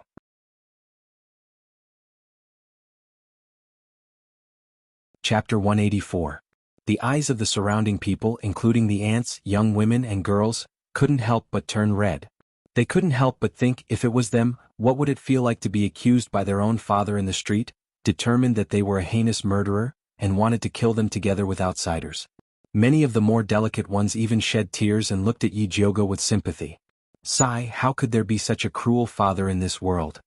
Yeah, this Yi Jioge looks like he's only a teenager. How could he be the head of the evil cultivators? That's right, if he really is the head of the evil cultivators, how could he dare to appear in front of us like this? Of course, there were also different voices. You can't know a person's face even if he's young. He can't be the head of the evil cultivators? Even if Yi Jioge is really the head of the evil cultivators as a father, isn't it even more heinous? That's right, it's the father's fault for not teaching his son. The daughter will come to this point and the father will not be any better. No matter what, we can't let the child die without even a chance to explain. What if it's really a misunderstanding? Everyone began to discuss.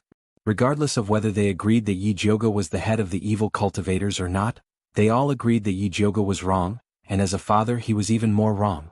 Yi Yuxuan listened to the discussion in his ears, and his face turned green and white. He originally thought that he would be praised by everyone for putting righteousness before his family, but he didn't expect that someone would put the crime of not teaching his father's fault on his head.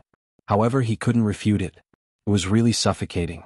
Seeing that the people were discussing, the crown prince was worried that there would be changes if the matter dragged on, so he quickly shouted, Come, take Yi Jioge, the head of the evil cultivators, and put him in prison. The soldiers behind him immediately surrounded him and were about to take him. Hu Lin had already secretly hidden himself after Yi Jioge revealed his identity. Xia Qinfeng also didn't want to get involved in such a quagmire, so he pulled Ouyang Sen to the side. Su Junqing took the opportunity to quietly sneak to Bai Songling's side. Suddenly he stretched out his hand to grab the black cloth bag. Bai Songling had long been on guard against a sneak attack. Countless green vines suddenly rose from his body and tightly bound the black cloth bag. Luo Tian, who was standing beside him, threw a punch at Su Junqing and started fighting with him. Yi Yu couldn't sneak into the shadows, so he teamed up with Jun Yichen to guard Yi Jioge and deal with the Crown Prince's bodyguards. Yi Yuxuan was determined to clean up the mess, so he jumped onto the battlefield and personally attacked Yi Jioge. His cultivation was close to the Spirit Master level, 2 realms higher than Yi Jioge. The wood and fire spiritual energies fused together, revealing a greenish-red color. Once it was unleashed, it emitted surging hot air. Yi Jioge didn't think that his scumbag father would be merciful to him. He immediately pulled out the Thunder Snake illusion whip from his waist and lashed it at Yi Yuxuan. The purple lightning snake collided with the green and red flames, but the purple lightning snake lost. Yi Yuxuan gained the upper hand, but he didn't feel any joy. Instead, he was incomparably shocked. He had never imagined that this useless daughter of his would be so powerful.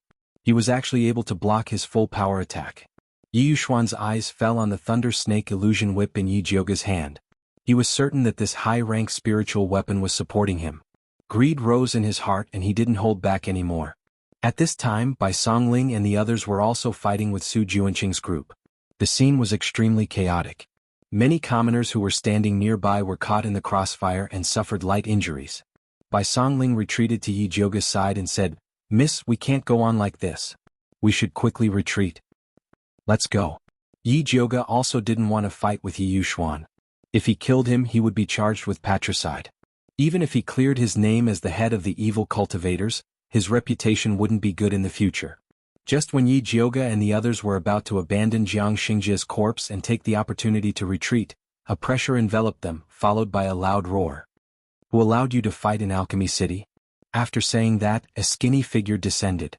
It was the city lord of Alchemy City, a 6th-rank alchemist, Dongfang Yao. Dongfang Yao grabbed Yi Yuxuan, who was in the middle of attacking Yi Jioge, and threw him away. Seeing that the situation wasn't good, Su Junqing quickly retreated to the Crown Prince's side. "Royal uncle, you finally came." The Crown Prince quickly said, "Yi Jioge trespassed into Alchemy City. We were just about to arrest her, hurry up and take her down." Dongfang Yao turned around and coldly stared at the Crown Prince. "Who gave you the right to arrest someone?"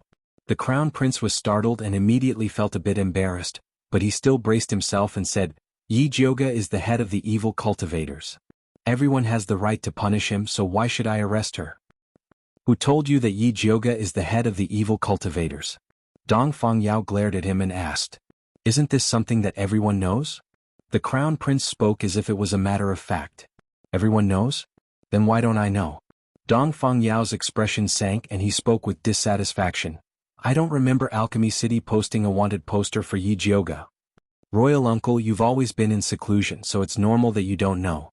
The Crown Prince began to feel that something was wrong.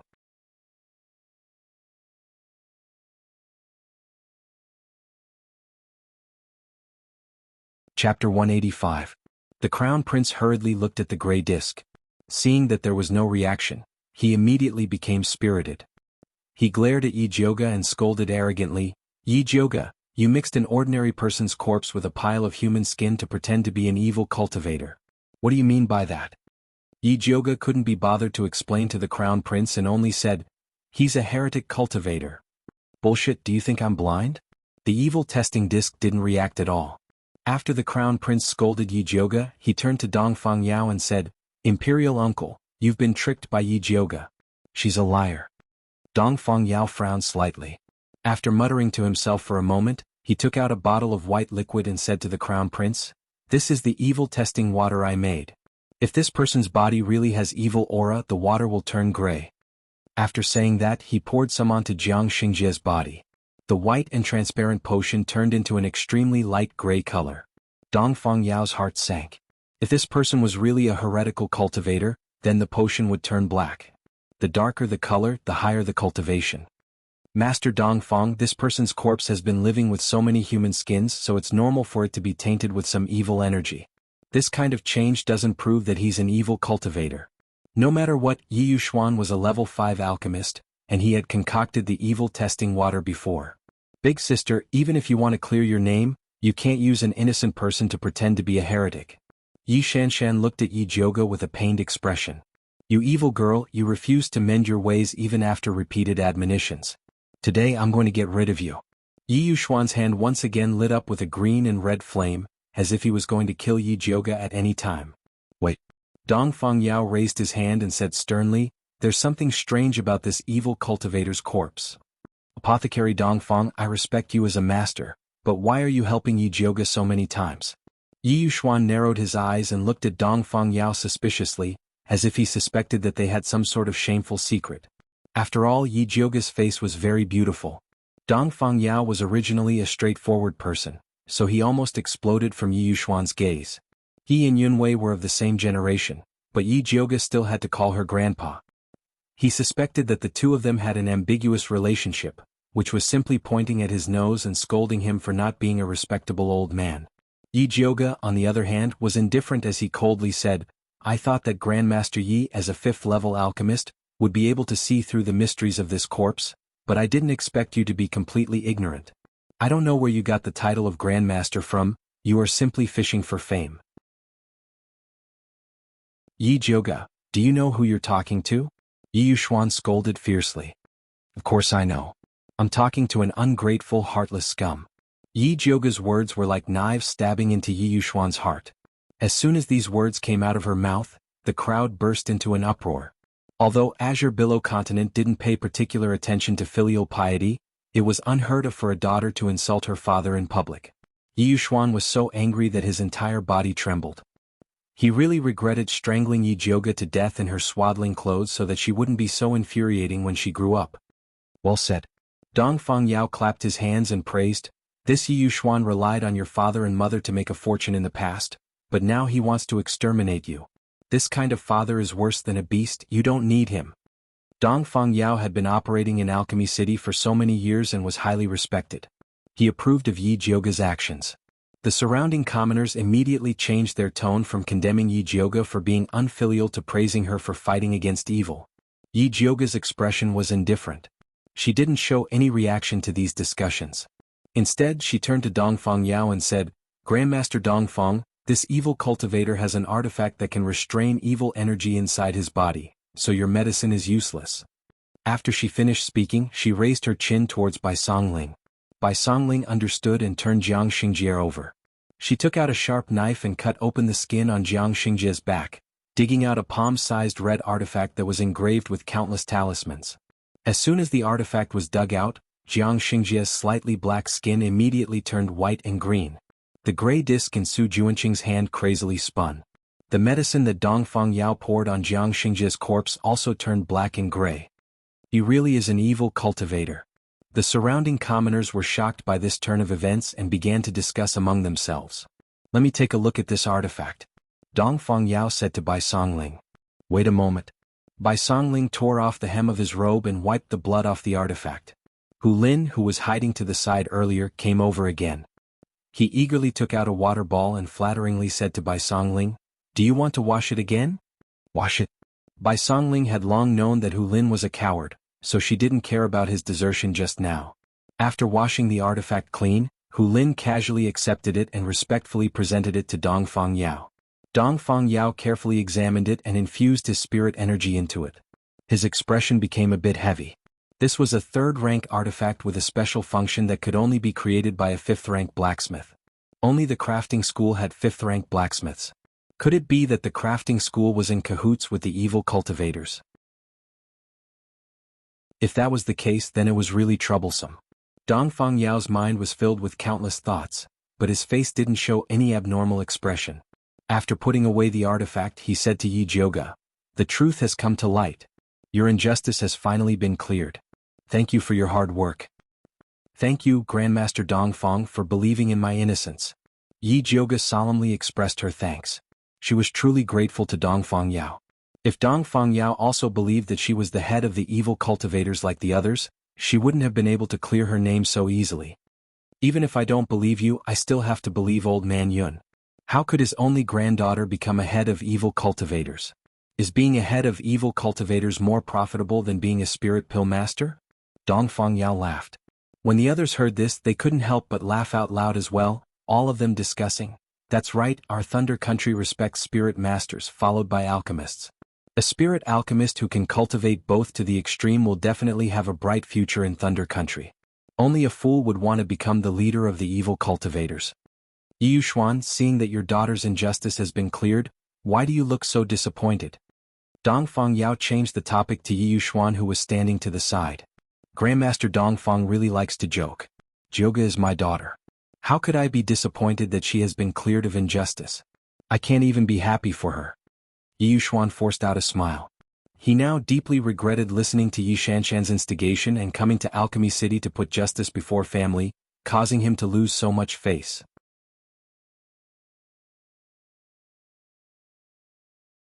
Chapter 186. Big Sister, congratulations on recovering your innocence. I'm really happy for you. Seeing that the situation was bad, Yi Shanshan immediately stepped forward and wanted to pull Yi Jioga's hand. However, Yi Jioga avoided her hand and said expressionlessly, "That's not what you said earlier." Big Sister, are you still blaming me? Yi Shanshan had a wronged expression and said tearfully, "I was worried about you, so I mistakenly believed the rumors. It's all my fault. Big Sister, if you want to blame me, then beat me up to vent your anger. I won't dare to have any complaints." "Jioga, your sister is just worried that you'll go astray," Yi Yuxuan said with the dignity of a father. "Although you've cleared your name this time, if you hadn't acted rashly, you wouldn't have fallen into the evil cultivator's trap so easily. You should take this as a warning and be careful in the future." "Grandmaster Yi is right. I will remember your teachings." Yi Jioga looked straight into Yi Yuxuan's eyes and said word by word. Hearing the words Grandmaster Yi Yuxuan immediately frowned. Although he hated Yi Jioga, if Yi Jioga still went against him in such a situation, it would be a great loss of face for him. Thus, Yi Yuxuan put on a stern face and said, "Father misunderstood you this time. It's Father's fault. Do you still want to argue with me? Big Sister, we're family. Broken bones connect tendons. Father is doing this for your own good. He's worried that you'll go astray, so he hurried over. Actually, he's always been thinking about you." Yi Shanshan's eyes were slightly red and she felt wronged. There's no need to say any more. Grandmaster Ye's words always carry weight. Since you've already posted the Qianxia board and cut off your relationship as father and daughter, there's no need to force yourself to repair it. From now on we'll go our separate ways. Whether I, Yi Jioga, live or die has nothing to do with you. Yi Jioga's cold voice wasn't loud, but it clearly reached everyone's ears. The surrounding crowd was silent and looked at Yi Yuxuan with a gloating expression. "You deserve it. Who told you to confuse right and wrong, to be heartless and to hurt your daughter's heart?" Yi Yuxuan's face was ashen. He had never felt so humiliated in his life. He really wanted to slap Yi Jioga and drag her back to teach her a lesson. Unfortunately, he could only think about it. Yi Jioga didn't care about what Yi Yuxuan was thinking. He turned around and said to Dongfang Yao, "Master Dongfang, I still have some matters regarding evil cultivators that I want to discuss with you. How about we go to the medicine refining tower?" "Sure." Dongfang Yao nodded, then glanced disdainfully at Yi Yuxuan, whose face was as black as the bottom of a pot, then left with Yi Jioga and the others. Ouyangxin, Xia Qinfeng and Hu Lin hurriedly followed. In the blink of an eye, only the Crown Prince, Su Junqing, Yi Yuxuan, and Yi Shanshan were left. "Father, Big Sister is too heartless. How can she cut off our relationship just like that? We are a family." Yi Shanshan's face was anxious and sad, but in fact she wanted to take the opportunity to give Yi Yuxuan a hard time. However, Yi Yuxuan's face was ashen. He glared at her fiercely and scolded, "You're a useless thing." With that, he flicked his sleeves and left. Yi Shanshan wanted to chase after him, but she felt that it was too unsightly, so she stopped and looked at the Crown Prince with an aggrieved expression.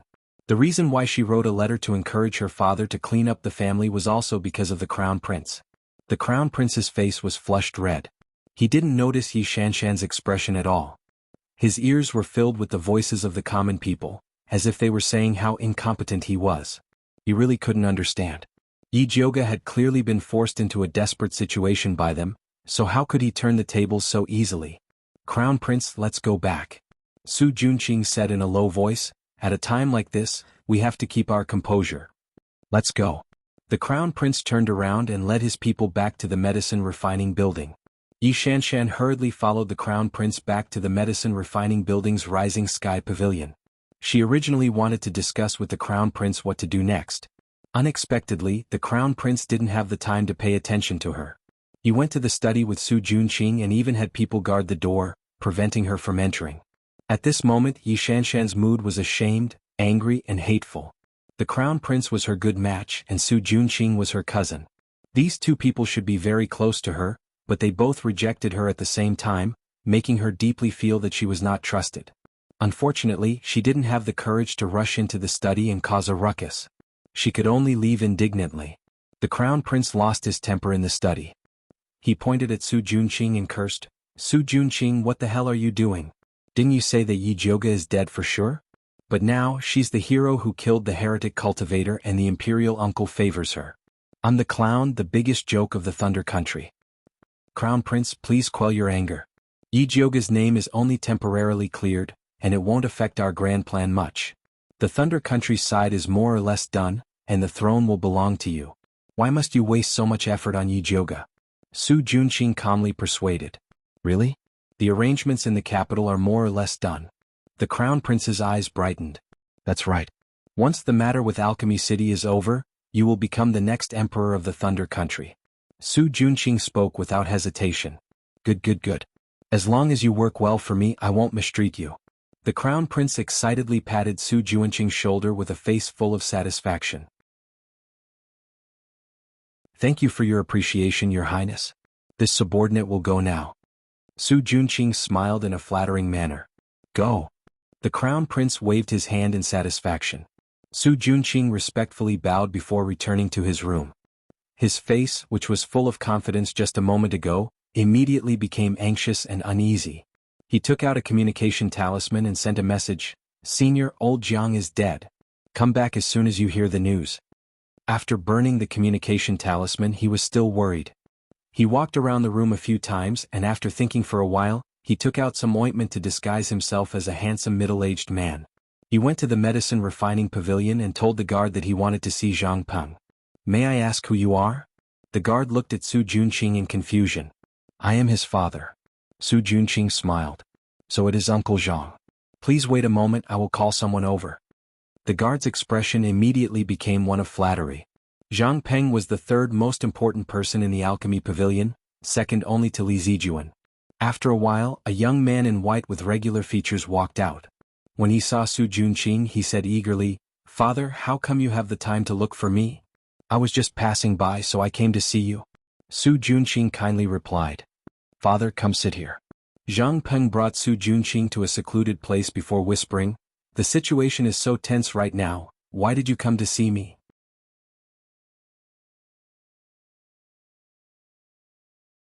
Chapter 187. I had no choice. It was an emergency, so I had to find you. Do you know what Yi Jioga said to Dongfang Yao when he returned? Su Junqing asked. He had spent a lot of effort, money, and spells to win over Zhang Peng. Unless it was absolutely necessary, he didn't want to use this chess piece. But now that old Jiang was killed and Lu Yunfei was missing, he was a little anxious. They are still discussing in the tea room. Aside from Li Zijuan, no one else can enter. Zhang Peng's handsome face flashed with jealousy when he mentioned Li Zijuan. He believed that whether it was cultivation, character, or alchemy skills, he was no worse than Li Zijuan. However, Grandmaster Dongfang favored Li Zijuan.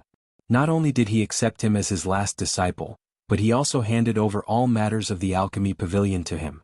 Zhang Peng had stayed in the pavilion for more than 20 years and put in a lot of effort, but he was still an honorary disciple. He would forever be below Li Zijuan. He couldn't accept this. As long as you investigate their next move, Li Zijuan won't live for long. At that time, you will be the first disciple of the alchemy pavilion. Su Junqing tempted him. He had made use of Zhang Peng's hatred towards Li Zijuan to win him over. Okay, I will inform you if there is any news.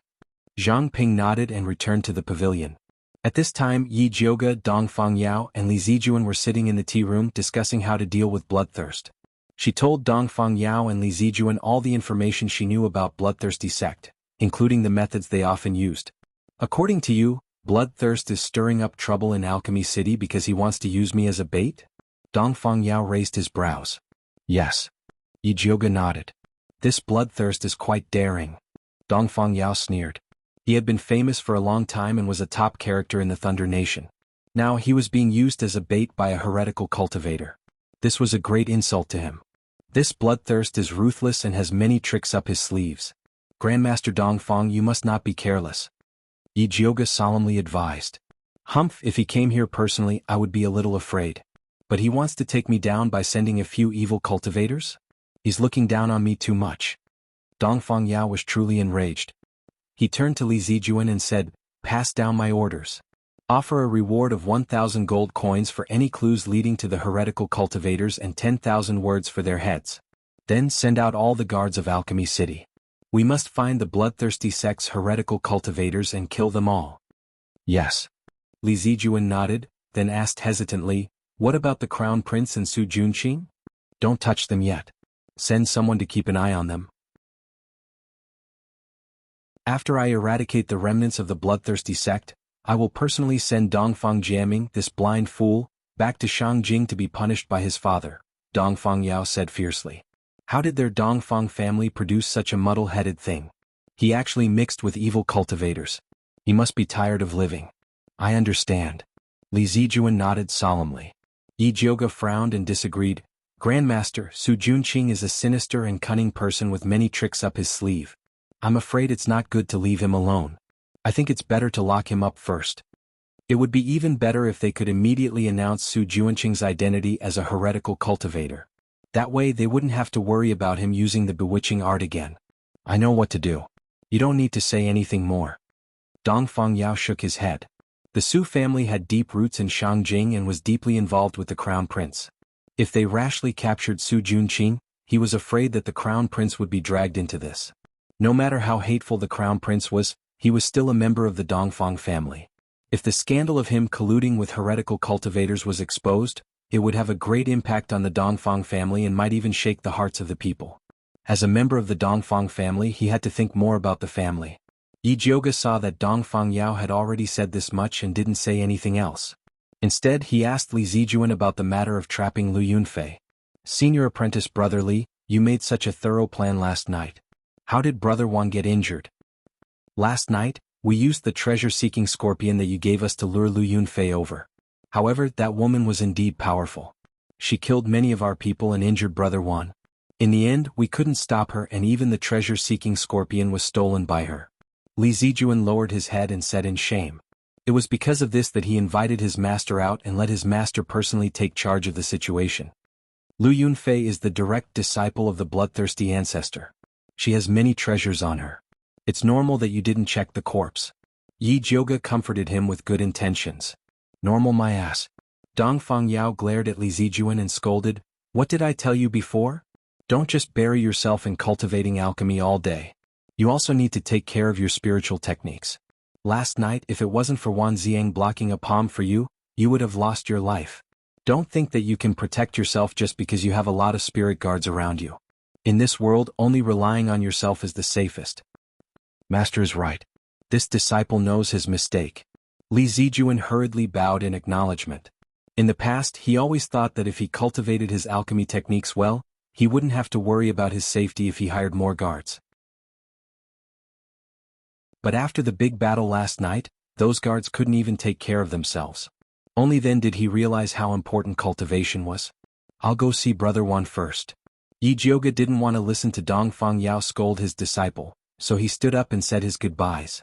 I'll send someone to bring you there. Li Zijuan stood up and opened the door.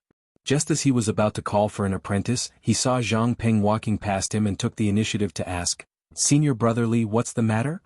I want to find an apprentice to bring Miss Yi to the extraordinary pavilion to see Wan Ziang. Li Zijuan said casually. I'm about to go to the extraordinary pavilion. If Miss Yi doesn't mind, let me lead the way. Zhang Peng smiled. Then I'll have to trouble you. Yi Jiuge didn't think too much and followed Zhang Peng to the extraordinary pavilion. Miss, you've been wrong this time.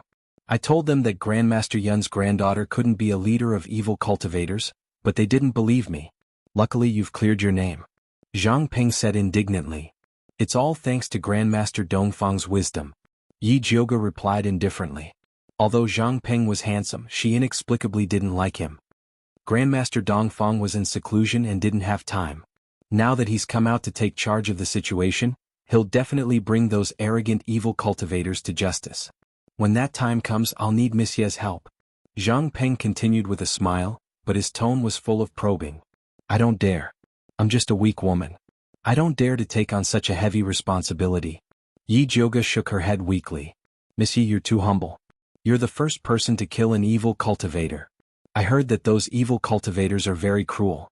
Miss Yi, you must have spent a lot of effort. Zhang Peng's topic revolved around the evil cultivators. He wanted to get some information from Yi Jioga.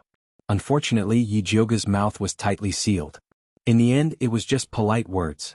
You're tuning in to the Han Li's Wuxia Chronicles YouTube channel. We're so grateful for your support, and don't forget to subscribe to join us on this incredible journey through captivating stories. Your generosity through donations truly makes a world of difference, as it's the primary source of revenue that allows me to expand and enhance this channel for you. Thank you from the bottom of my heart for being a part of this adventure.